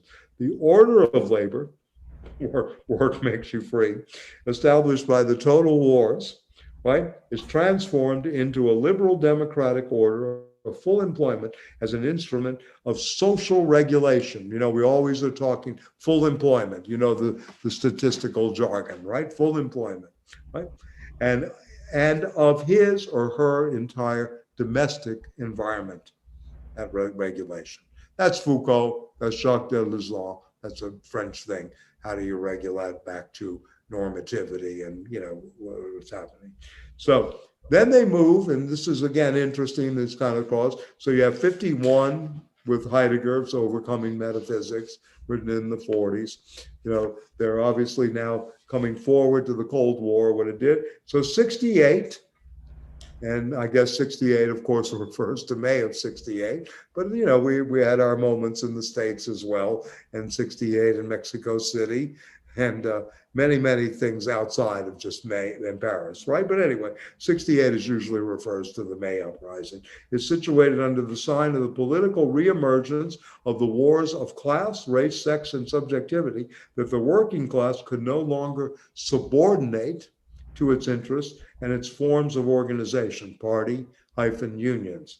While labor struggles reached the highest level of their development in the US, Marx in Detroit, right? And that's, again, I recommend the book by Dan Yuriakis, who passed away a few months ago. I Do Mind Dying, his study of Detroit, and especially the militant wing of the UAW, in Detroit, the Black Union there. They were also defeated there after the major post-war strikes. The destruction of the order of labor, and also New Men of Power, if you're interested in union history, by C. Wright Mills. The unions had the possibility to really have power, but they collaborated. Passivism, this kind of notion that they had on the other page, this productive, pacification. Productive pacification. This is a very important concept to me. It's worse than class. It's worse than class collaborationism. Harder to detect. Productive pacification. So anyway, when labor struggles reach the destruction of the order of labor resulted from the total wars and continuing through the course as the order of the wage system, and this is important to. Again, this line that I was developing earlier, 73 marks the end of any kind of labor advance, right? In terms of wages, if you measure by wages, right? 73 to 2022 will yield no movement in terms of real wages for workers. None. Zero. Maybe little better benefits, the pensions, the increases, but that's completely dependent on capital and capital's movements. David, you want to say something? Yeah. Right. But if we consider this for what it's worth, but I'm having this little experience of being in the East End of Long Island and driving from New York to get here. And so in kind of stopping in the middle of the island to get like a snack at, say, Riverhead, which is kind of a very conservative part of this. A lot of people who have jobs, for example, in a convenience store or a Kmart, something like this, if you talk with them about politics, they mostly do say things like, but we don't understand this. Donald Trump was a financial genius. He was a financial genius. Why are the Democrats going after him? Why? And no matter what you do to say, but he went bankrupt numerous times. He had to be bailed out by Russian banks. It takes a special kind of stupid to really fail at running a casino. It just does. They're like, no, you don't understand. I mean, he was just this genius. He was a complete genius. I mean, he wouldn't have had these hotels if he wasn't a genius. Right. So now this gets worse in being out in the East End, in that most of the labor that comes in are Ecuadorians or Mexicans who have really succeeded in Trump's kind of nightmare, where they have replaced the white guys who used to do the kind of jobs that they do, gardening, fixing your house, what have you, which I'm a complete klutz at doing, so I need these guys. They are not paid the minimum wage. They are really very well compensated for what they do. But talking to one who was just here today, we were talking politics, and he was like, nah, it was terrible what happened, man, with that Trump, man. He was a strong man. He was there to kick out the swamp, and that was what he was doing. That was what he was doing. So I was like, but like on TV, like there are hearings now about January 6th, and it is really coming out, which is not a great surprise, that he was really involved with this violent insurrection, gazillions of problems, illegal things, stealing voting machines. And they're like, yeah, but that's what you have to do in politics, man. That's what you have to do. You have to, be brutal. You have to be tough. That is what a man does. And so partly, I think they're from countries where they're familiar with dictators, but truly, like, I recently read a bio of Nixon and all that went down with Watergate and then his later depressions and sort of semi-psychotic fragmentation, which was fascinating. But it did feel then the Republican Party was, for whatever reasons, and I'm wondering if they have some insight for us into this, sane enough, possibly even ethical enough, possibly, to be able to say, pardon my French, you really fucked up, Richard. You were caught bugging something. We may have had a lot of dirty things go on. The biography was very, very gritty about what the Kennedys had done under Joe Kennedy, who was bribed, the mafia involvement, and all of this. I mean, both sides came off, it was like their hands were dirty. But it felt like there was a way Republicans did back away from him and said, no, despite considerable power that he was wielding, including lying about the Vietnam War and how much it was all escalating when he was kind of pretending it wasn't. Is it that, in Marxist terms, like part of the problem with Trump is that there's a drastic, forcible retardation of the masses, which Adorno had talked about? Is it possibly more that there's not a war such as there was in Vietnam that was kind of getting people's capitalistic rocks off by dominating someplace else, which, that's kind of dialed down? We, have kind of pulled out of Afghanistan. We're minimally involved with Iraq. We kind of finally seem to be drifting out of these wars. But it just feels like you just move from one of these people to the next, be it Mark Meadows, be it Kevin McCarthy, the whole bunch of the high-ranking Republicans, really with the exception of Liz Cheney and Adam Kinzinger. It's so craven. There's not some way of saying, we have really reached some satiety point where, based on our investments, corruption, bribes, graft, various things we've got, I mean, how much more money could Giuliani want? Of them saying, we really see the right thing. That man was completely monstrous. What happened there was horrible. 5 policemen are dead. Someone almost had their eyes gouged out. This is twisted. Now it has come out he really did want to militaristically use the power of the National Guard to really seize voting machines.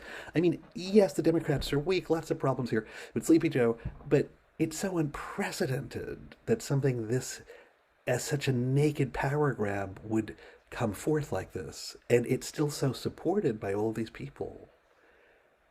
And in my view right now, I'm certainly open to modifying this and hopefully can change it later. But right now, it looks like the Republicans will storm the midterm elections. They're going to win back the House and probably the Senate.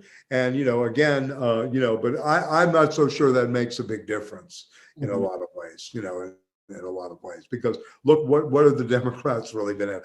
Again, I'm of the school, I'm against electoral politics. I'm against, in some ways, I understand the limitations of representational democracy in a way, and, it's always been a task of us that we have problems. And one of the reasons I like reading these books is they give ideas maybe for creating alternatives, for deeper understandings, better understandings, better flows, new circuits of meaning, etc. for me. So I would like to apply this globally to say, look what's happened in Latin America. You have a socialist elected in Chile. We don't know how far that's going to go. There's always some backtracking. We have the possibility of Lula's return in Brazil, right? We have another socialist government in Peru, democratically elected, right, et cetera. So there's signs, right, at least in the Latin American context, of some movements,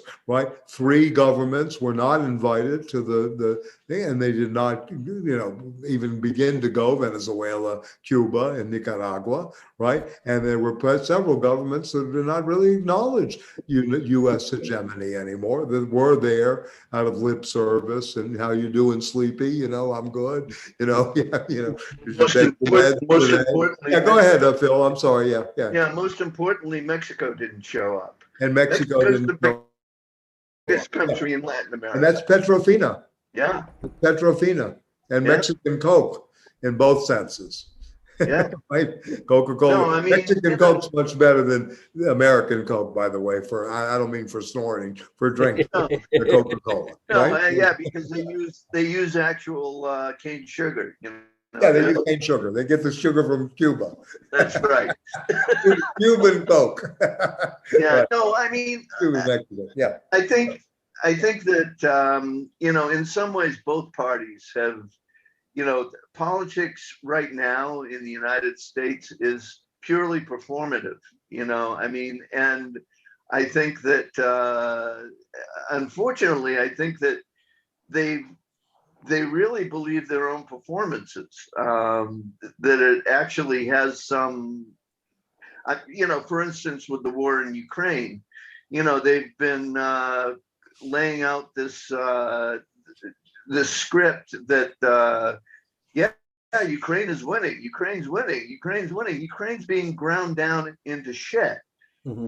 and and that there's nothing on the ground that's going to change that very much. And also their idea that they were going to somehow destroy the Russian economy with sanctions. Well, the Russian economy is doing better than the Western European economies are doing, Mm-hmm. a lot better. And it seems to have this performative kind of media driven narrative, I think is catching up to both parties, to the Republicans and the Democrats. And I think there's there really is kind of a deterioration of the imperial dominance. It's going to be interesting, to see what happens when because it looks like the next performance they're looking at is sort of a performative war against China, which I think they're also certain to lose. And it's sort of it amazes me actually that they can't see the reality of it. Well, I think that the reality that Alliez and Lazzarato are pointing to, it's no longer an issue of American imperialism. It's capital in wars in general. So Putin's war, if you will, if you want to call it that, I don't really call it that, but anyway, is part of capital, right? It's part of this now subjectivation of civil wars. The Chinese too, even the road initiative, the Belt and Road initiative, is part of this new economic war. So they're trying to look at this in terms of where we're situated in terms of a global nexus, rather than the old oppositions between nation states or Cold War logic, etc. I think that's where they're going. Not that we shouldn't study the belly of the beast where we are. Right? I mean, there's no question about that, and et cetera. But they want to look at war of interest always in terms of capital, right? And that there's no real distinction in this kind of war of interest between the Russian interest, the Chinese interest, or the U.S. interest in some ways, right? Yeah. And yeah, you provoke it. Yeah. Go ahead, Phil. I'm sorry. Yeah. But Hudson's thesis is that the Chinese are really, heading or trying to head towards socialism, whereas Wall Street and the City of London are really headed. Well, they're really creatures of finance capital and rentier economies. Yeah, the problem I have with that, and they may be motivated that way, I still think they're so subjected to this financialized capital that, Alliez and Lazzarato are talking about. The Chinese hold enormous amount of treasury bills and bonds on U.S. This is a very intricate and very difficult kind of thing to undo, right? This global financial situation. And Michael Hudson wrote a very good book about this in terms of super imperialism back in the day. When he was still working, I think right after he left Wall Street, he was an analyst there for a year. But anyway, I think this to me can be a more fruitful heuristic program. It's a much better way of looking at this research-wise. Yes, I agree with you. The Chinese have taken care of their citizens in a very active way.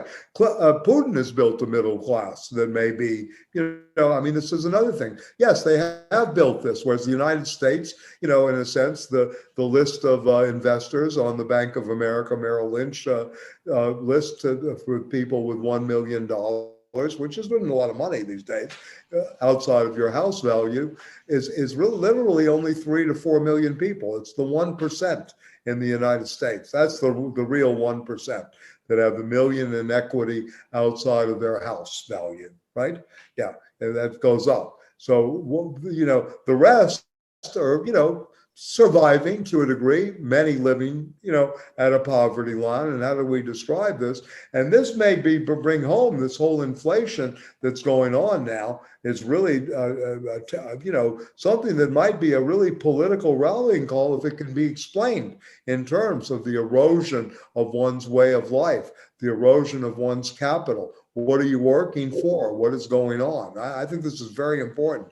And it actually may help with this kind of, look, we don't know where it's going to lead, but this union movement at Amazon, Starbucks, some of these, new quote, found corporations during the last 30 or 40 years, that entrepreneurial innovation that people like to talk about on Wall Street. Yeah, go ahead, Phil. I'm sorry. Yeah. No, that's all right. I mean, Hudson also says that, he's not sure that the Chinese will be able to escape the clutches of the financial of their own financial. The game is on. I mean, the dollar is being strengthened very, very actively. I mean, I follow this. I mean, I don't play currency markets. I don't, first of all, have the wherewithal nor the capital to do so, to lose. But anyway, but I do study them and I follow it. The dollar is very, very strong internationally against the euro, against the, the yen, against the Canadian dollar, the commodity currencies, Australia, and the yuan too. So you have to wonder what is going on here behind the scenes in terms of the strengthening of the dollar, and look what happened to Bitcoin. I mean, this is something you have to start cross thinking. Bitcoin is now 1/2 of it where it was, 2-3 months ago. And everybody and their grandma, Bitcoin's going to $1 million, $500,000, et cetera, and Ethereum, all these the cryptocurrency market. So, you have to try to think this through. What is happening? Even though the dollar is, again, an imperial U.S. imperialism, or U.S.'s hegemon, because that's what it's done in, and, goes back to a unipolar world. However, at the same time, it's capital, right? It's the money of money right now, and has been, and it's been under attack before. Hudson, again, his first book, Super Imperialism, understood this very well on special drawing rights. That's where he begins this, Sure. Yeah. No, he's just basically saying that, well, there's a battle going on, and right. It's unclear, whether the dollar is going to, remain on top or not. Right. It's not a foregone conclusion. No, I agree with you. But if you look at the strengthening now with the decline in U.S. assets together, where does the dollar spend internationally, right?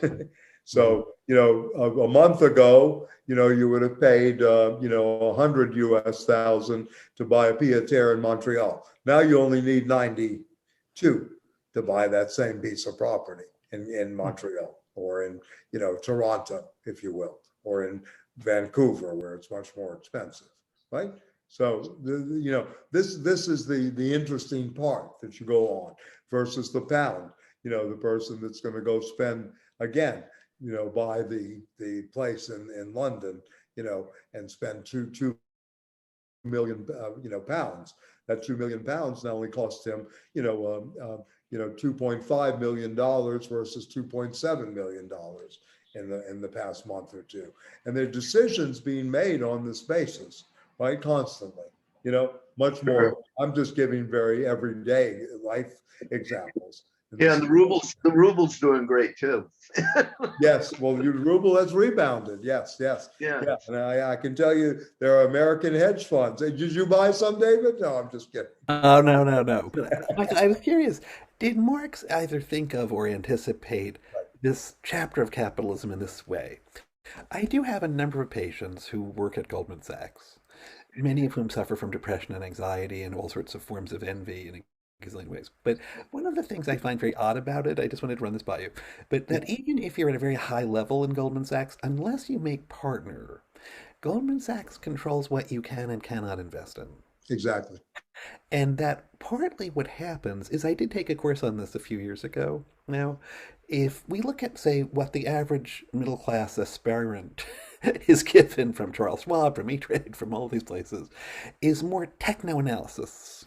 So you can learn candlestick graphing, which shows you all sorts of interesting Asian-derived forms of like candlesticks that are searing up and patterns. If you really study this, you can recognize, there's a doji pattern, so it's going to mean your stock goes higher, but then again, it might not.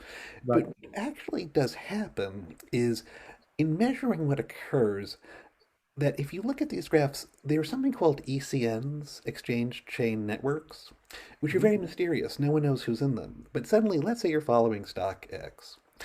Stock X explodes because someone has bought like 300,000 shares of this. Right. So you have this huge volume and the stock explodes, Right. but you don't know who. And so, in a way, if you're in the middle class, you're left looking at this graph saying, I'm kind of like a little fish and some huge, huge whale just splashed Yes, of into the course. thing that stirred all this up. But what happens is, it often is Goldman Sachs, Bank of America, some huge conglomerate like this, where what's happened is they've done that, but they then have shorted the stock. And with the short, they get 100 times the leverage they would get with a single stock purchase. Like every time you buy an option, you get 100 times the value of what that stock is. So if you bet on it going down and you push it down because suddenly you sell out everything you bought, the volume collapses, you generate market hysteria, everyone's selling off the stock, the price plummets, you get 100 times what you got because you bet it would tank, you tanked it. And so it leaves this pathetically uneven playing field. It just does, where Oh, yeah. anyone who's really trying to invest is really outside the circle of proximity of not really money, but really the idea of there's an inner form of knowledge. You have to belong to this sort of Yes. coterie, very Oh, inner, not top 1%, I would argue, but top 5%, the Lloyd Blankfeins, the Hank Paulsons, to really know what's going to happen with money.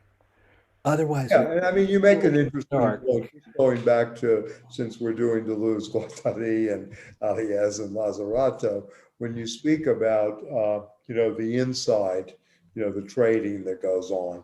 I mean, basically the tip at the Yale Club is Uh-huh. much more valuable than all the research in the world, Mhm. because then you know who's buying, when it's being bought, etc. And those kind of tools are, as you said, not really available. The who, right, is not being able. You can see some of the quiddity, some of the what, but you Mhm. don't know who is Mhm. behind it. You also then made another interesting point that most people cannot do who are subject to pension funds and most market accounts. You cannot short, you cannot leverage like Mhm. Goldman Sachs can. So you're at another limitation there. If you're in TIF, you have options. You either go into cash, right, and take your interest, but you have no possibility of making money that the market goes down. You're going to see there's going to be reports about the hedge fund kids that, were able to short this market back in March, and they made their clients 75% for the quarter. And, all of a sudden, millions of, maybe even billions of dollars start flowing into their funds. So that's another aspect too, that most of the average people, very highly intelligent, mostly a lot of PhDs, a lot of MAs, people that have been working most of their adult life, don't have that ability to do what these companies have, these leveraging techniques, yeah, etc. Yeah, It and feels like but in please, yeah, market go ahead. terms, it would take away like the idea of labor having any kind of real power, Yes. or even interest rates at banks and putting your money away having any kind of real power, because it feels like it's sort of a new phase of capitalism, of the perverse illusion Right. you can get ahead when it's actually more not about that at all. It's more like we actually control markets, move them, and deal with derivatives that are not actually in any way tangible assets. So forget the I don't gold know if they standard. control it, but they have mathematical models and the ability to employ those mathematical models that allow them that space to be able to hedge. Because Mm. Goldman Sachs can have bad quarters. I mean, it's not that it's, God, right in a Uh-huh. sense, not perfect. And they make mistakes. Look at Lehman Brothers, the mistakes they made. Right, Mhm. that's an old veritable, old line house. What happened in the crash of this, and we don't know how well a lot of the what exposure some of these big houses have right now. Right. Right? I mean, But there was a very good book might by be part of the depression and anxiety in some of these your, people have. Oh, for the people you sure. see. As well as the tremendous envy. I mean, Right. it's kind of hard to understand, but for someone making 2 million, I get it. Although I don't totally get it. Like, they're very envious of the person sitting, 5 offices down with the corner view who's, not making 3 or 4 million, but is making, 100 million or more, that there's so much of this kind of disturbance in the system. But if we kind of look back to like where Marx, Yeah, installed his sure. inquiry, this seems like something I get a sense was beyond what he would have envisioned in the kind of perverse playground of capitalism would happen. I mean, this is like a step beyond what was going on in the 19th century. Is that true for Deleuze and Guattari, or would they say, we've kind of honed in on this? No, I think they see it, and I see certainly Alliez and Lazzarato see this. Uh-huh. I mean, they've been studying this for a long time. Marx lived in a time where just the beginning of fictitious capital was happening. This is volume 3 of Capital, chapters 25, 26, and 27 in Mhm. particular, where he begins to articulate. And remember, the only volume of Capital that was finished was volume 1. Yeah. Mhm. 2 Mhm. and 3 were put together by Engels, and in Uh-huh. some Mhm. ways, one basically on reproduction, capital and reproduction, and was the schemes of reproduction in volume 2. But volume 3 goes more into the credit mobilier, the fictitious capital that is being issued, etc. And fictitious capital is very simply defined as not having a link to production. Mhm. You Mhm. know, yeah, and He also assumed that it was subordinated to the industrial process. yes, and was subordinate. And Yeah, what they're trying to do is invert. Go ahead, please, Patrick. and Yeah, that's essentially our era, yes, especially in the United States. The Western world is essentially we're subordinated to financialization, right. and that's I'm not going to say anything more than that. But no, I will. I'm going to go back to Hudson. What I find interesting about Hudson, this is very brief, is Yeah, his idea of a multipolar world in the yes, sense that it's no longer going to be just the financialized West. There is another model that's basically coming into formation out there, which puts it in. Okay, we can say what we're competing two different models. I think it's much more, and this is where I think that like Lazzarato and these guys, it's much more that capital is this kind of disincarnated entity, which is governing the logic of this process. right, right, And it's basically we're immersed in that. And this is yet this permutation mhm, is yet another permutation of the way in which the system is working itself out. right, And right, and that's what we're living through in terms of so it's right. Interesting. Yeah, yeah. So good. Okay. Well, let's go back to the text for a few minutes. And Phil, you want to say something else, or you're yeah? Uh, Phil, you wanted to say something else, or no? Okay. Yeah. So yeah, I mean, I think you're right. I mean, the perversity of the system itself is really the kind of issue, in one way. I mean, I have cousins that have 2 houses on Mykonos in Greece. I mean, they have money, real money. Yeah, etc. They always invite me, in my family, it's kind of like they're the most boring people of all. Who wants to go visit with them? Right, in some ways. I shouldn't be saying this because they track me. But anyway, it's all right. I mean, I like one of them. I'm close. The other ones, I don't know that well. I'll temper my remarks. But anyway, all to say, David, I would tell your clients, why do you want to be, why are you envious of such boring people? What do they do every weekend? They get into their Porsches or their Audis and they drive to the Hamptons. They go eat the same stupid food, prepared food. They don't know how to cook, enjoy each bite. Really in a sense, it's in some ways. And, Marx has wonderful, I'll get you some of the quotes for that. You can use it with them, turn them into Marxists. Right.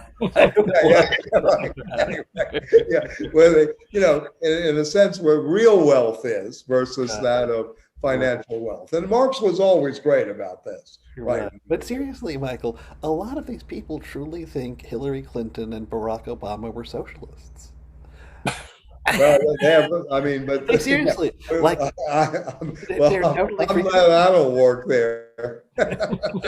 Yeah, honestly, I think a lot of the people I knew at Goldman Sachs were just empty suits. Yeah, the empty suits. Yeah. I mean, they really. There was one guy over there that had a brain, and everybody else, you'd call them up, and they would all refer back to this one guy. Yeah, there's a lot of power of the peer think to say to fit in here you can't really think too much, because if you're not kind of not just buying the party line, but if you're not kind of in a sense paying homage to a certain degree of our own internal propaganda that we know, or this one person who's heading things over, be it Lloyd Blankfein or Hank Paulson or David Finney or whoever the big shots there are, if you kind of go against that, it can't tolerate any real originality. And so no one is really encouraged to really think in a way that perhaps at a company like Google or Amazon, I have a few patients who work there. While it's of course very financially driven and brutal, it does feel like they want their creativity in other tech environments, to say, have you come up with a better algorithm or something that can make people engage in this in a way that's sexy or fun, or, gives people a greater birthday card on Facebook or some other kind of engagement that sort of is rewarded in a way the banking world mostly does not. Digital creation, huh? Yeah. That's where the creativity is. Make sure you don't go to the easel and paint and drop out for a while. But anyway, Right. Yeah, I got it. Yeah, but anyway, listen, remember that Goldman Sachs was almost bankrupt in the 60s too. It was turned around. I mean, Gustav Levy and all this, was going on, and it's very, very, very interesting when you begin to, delve into this more and more. But it's as Marx said, Monsieur Le Capital with Mademoiselle Laterre, right? They walk side by side, and he goes through this. Some ways Marx is it's a great work of literature, Capital. I mean, if it's read as a work of literature, I think it's much more provocative just than political economy. It's about the black humor of Capital on one level. It's satirical and an enormous amount of black humor, and at the same time, it's a work of literature, right? Not that it's wrong. I'm not saying the theory is very that's going on, but it's amazing work of literature about this mode of production and the things we go through. And the section on that, I mean, you should get your people to read on the fetish and commodities and what they do. Yeah. Right. In many ways. And then they can read Ferenczi on the ontogenesis of money. But Michael, I'm glad you've said that, because I think the other part of this, I mean, as an academic and in my own way as a psychiatrist, and I work a lot, I think we're in a very different world, that these people lives of a kind of slavery. Yes, of course. That's what the system does. Right. I really like who's going back into this, but he's taken a break in Florida. And is, he'll remain nameless, but has kind of gotten off of Xanax and has stopped drinking and is doing healthy things and he's a lovely person in a way. He's helping with his mother's lupus, whatever. But he's already aware of saying, my pastor leave, because he's going from a hedge fund back to Goldman, is another 3 weeks, and then I already have to kind of plan this. How will I be able to be there from 7 in the morning till 9 at night, 5 days a week, at 40? Oh, it's crazy. Yeah. It's like even if you wanted Imagine the scramble tonight. At least I get to watch the Boston Celtics and the Warriors. I can relax after this. You're Yeah. free because I could see you have a great capacity to experience pleasure. You love Yes, what I do. Yeah. you Yeah. do. Thank you. Trust about you. You Yeah. get that. Right. Yeah, but I mean, yeah. Again, what's taken away, you're right. There's a kind of slavery, you can see the slavery at work, that they have no understanding of what socialism is, certainly no understanding of what communism is and the difference between the two. They have no understanding really about, liberation, and anarcho, syndicalism, or any relationship to left libertarianism versus right-wing libertarianism. There are all of these distinctions. So yeah, in some ways, you're right. There's a slavery because of the lack of education. And I've said this many times. I mean, one great thing that Marcuse said, and this was our generation in a way, 64, 65, he said this in critique of the critique of repressive tolerance in a long essay.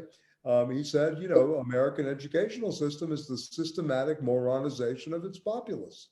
Mm-hmm. And Stanley and I both, we used to talk about, the American system is really, the educational system is planned ignorance. It's a planned ignorance. That's a nicer way of putting systematic moronization. We had that pacification moment. Right. Anyway, I realize you're a little adrift, but truly, I had this experience as a resident where there was this guy who'd had this complete psychotic breakdown and was threatening to kill his boss, who ran some kind of magazine. And in his scathing letter threatening her, he said the worst part of it all is that you went around pretending to be Emma Goldman. You went around pretending to be Emma Goldman. So I was presenting this case with my other classmates in the residency. One went to Harvard, one went to Yale, and 3 of them went to Cornell. None of them knew who Emma Goldman was. I had no clue.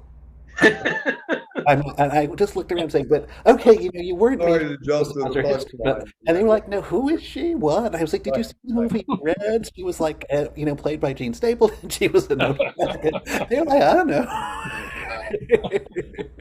There's a good Jewish woman who could dance, right? Emma and Alexander and Berkeley. Right. Exactly. Yeah, no, but I mean, again, that's what we're dealing with. And that's why I think it's ridiculous to really think through that electoral politics will change anything. To my mind, because we don't have the education behind it.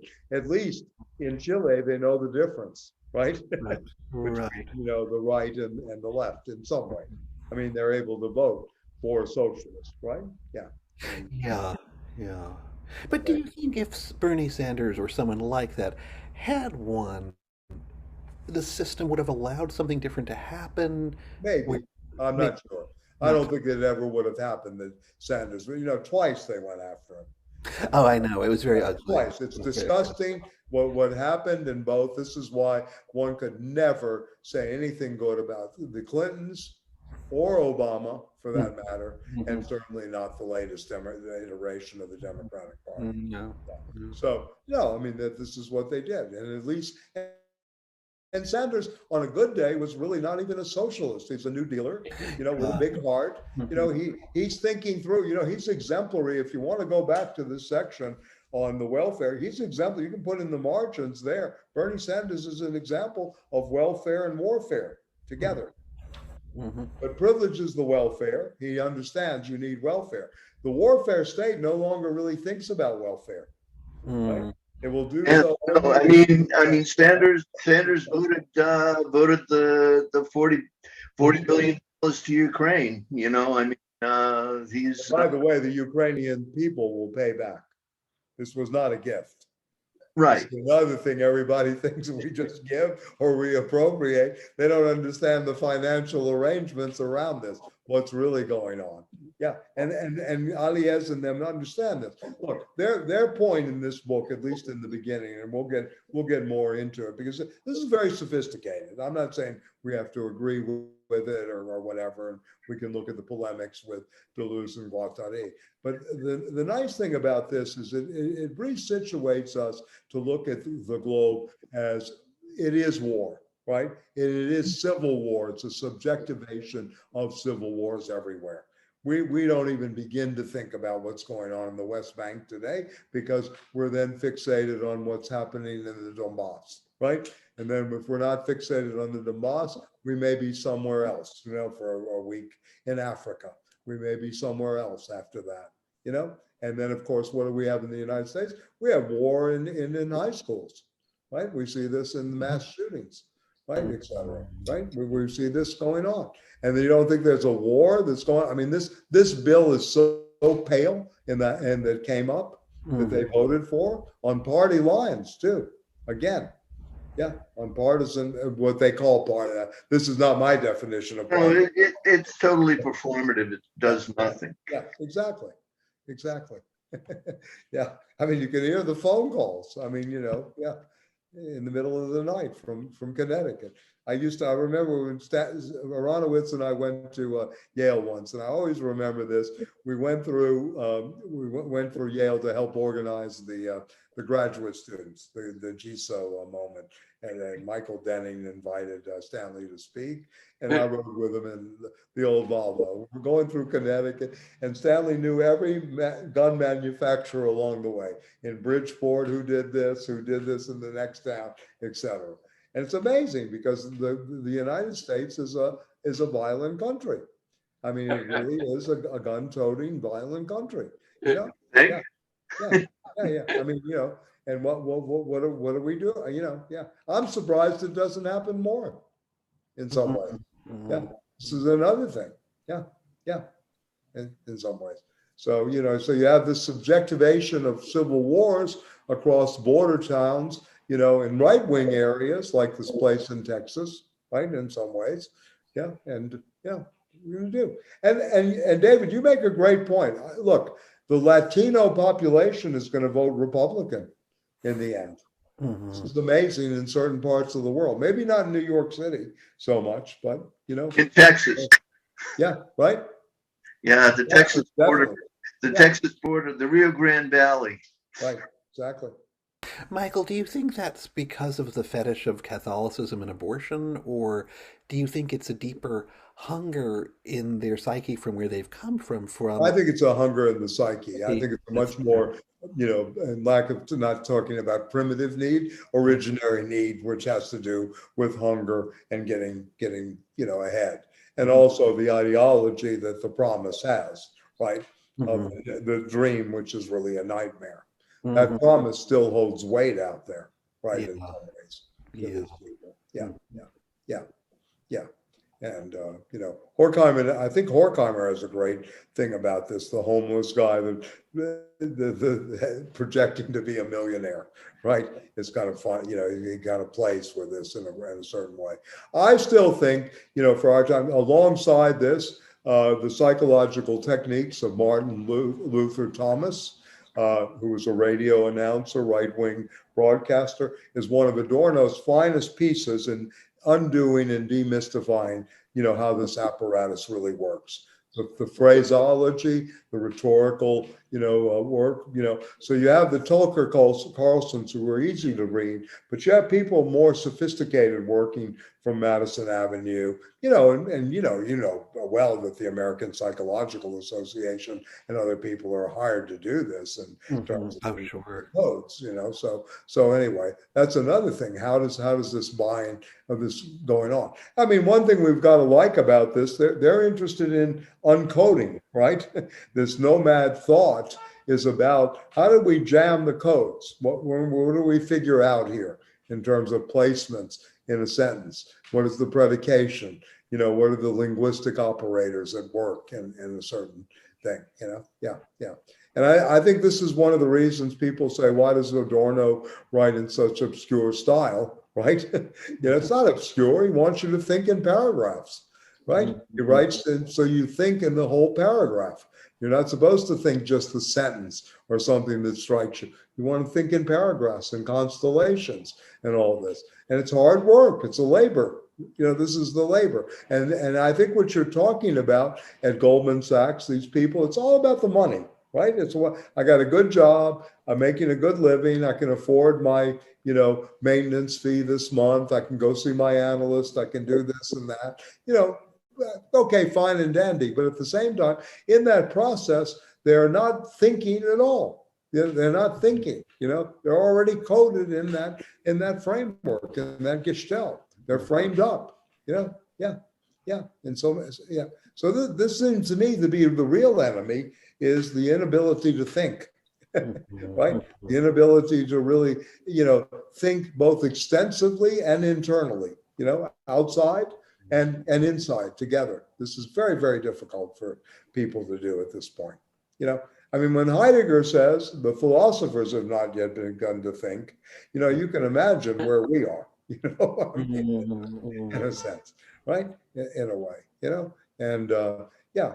And, I like what Deleuze said. He said, classes and, the teaching should be like laboratories. They're research laboratories. How can you get, work on heuristics? How can you build new paradigms? How can you build, epistemes, et cetera? How do you undermine what's out there, kind of, undoing it, but at the same time, redoing it, reinventing, in a certain way.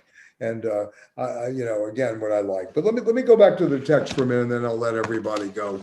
Of course, I have my own desire to go watch the second quarter of the game. I'm a fan of this thing. So let me just mention a couple of other things, and then we'll pick up with this next week. If we go back to the first attack on Foucault begins on page 24. It's not really an attack, it's a polemic and well-founded. War and strategy, number 20, occupy a central place in the revolutionary theory and practices of the 19th century. But let me just say one thing here. The previous 19 is the beginning of some kind of parameters to think where we are. The wars of decolonization and of all the racial minorities, women, students, homosexuals, alternatives, anti-nuclear, lumpen, define the new modalities of struggle.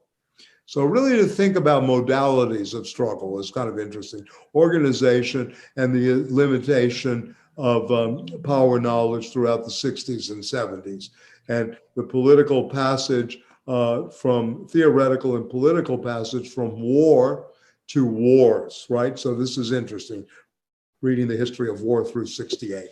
Okay, war and strategy occupy a central place in the revolutionary theory and practice of the 19th century and the first half of the 20th. Lenin, Mao, and General Giap conscientiously annotated Clausewitz on war. Yes, absolutely. 68 thought refrained from theorizing war, with a notable exception of Foucault and Deleuze and Guattari. Interesting. They not only proposed a reversal of the celebrated formula, war is the continuation of politics by other means, by analyzing the modalities through which politics can be seen as a war continued by other means. They especially and radically transformed the notion of war in politics.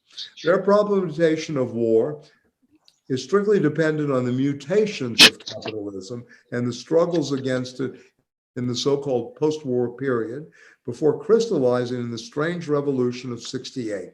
The microphysics of power advanced by Foucault is a critical actualization of generalized civil war. The microphysics of Foucault, micropolitics of Deleuze and Guattari is inseparable from the concept of war machine, where Patrick, has us going too. Construction relies on the activist history of one of the pair, machine or war, right? Or if we isolate the analysis of power relation from generalized civil war, like Foucaultian critique does, the theory of governmentality is nothing more than a variant of neoliberal governance. And if we cut micropolitics from the war machine, the Deleuzian critique does, it also undertakes an aestheticization of the war machine. Only minorities remain that are powerless in the face of capital, which keeps the initiative.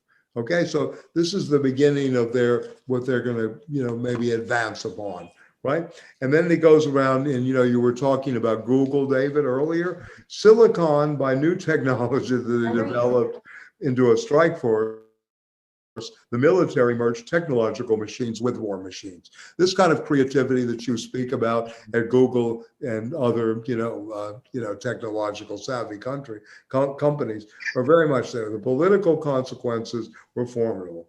And then the principle, Clausewitz out, computer in, Afghanistan war. Very interesting, right? The way they do this, right? The First World War that brought its values like a remake of Dr. Strangelove. And then at the bottom of the page, another book worth reading, Kristen Ross, who's a professor at NYU for years. Fast Cars, Clean Bodies was an analysis of how France itself became very homogenized after May of '68. How this, consumerism came up, which Stiegler was very critical of. Consumer capitalism, and of course this new spirit of capitalism. So this is very important. Then the fall of the wall, section 22, and I just want to mention a couple of other things. War amongst the people, and this is very interesting here, an antithesis of the industrial wars of the 20th century, and I think this is crucial for where they want to go. The new paradigm is defined as the war amongst the people / population, right? Creating these wars like this. This concept, inspired an improbable military humanism, is one we make our own by returning its meaning to the source and real terrain of wars of capital, and by rewriting the war amongst the population in the plural, our wars. The population is the battlefield, right, in which counter-insurrectional operations of all kinds are underway. At the same time, and indistinguishably, they are both military and non-military, because they also carry the new identity of bloody wars or bloodless wars. The Chinese generals that he referred to earlier, and the bloody wars. So under Fordism, they go through Fordism, and then the complete opposite. And this is where I'll leave this, and then we can pick up with this next time. The complete opposite of the great narrative of the liberal birth of biopolitics, and they keep using the adjective liberal for Foucault, right?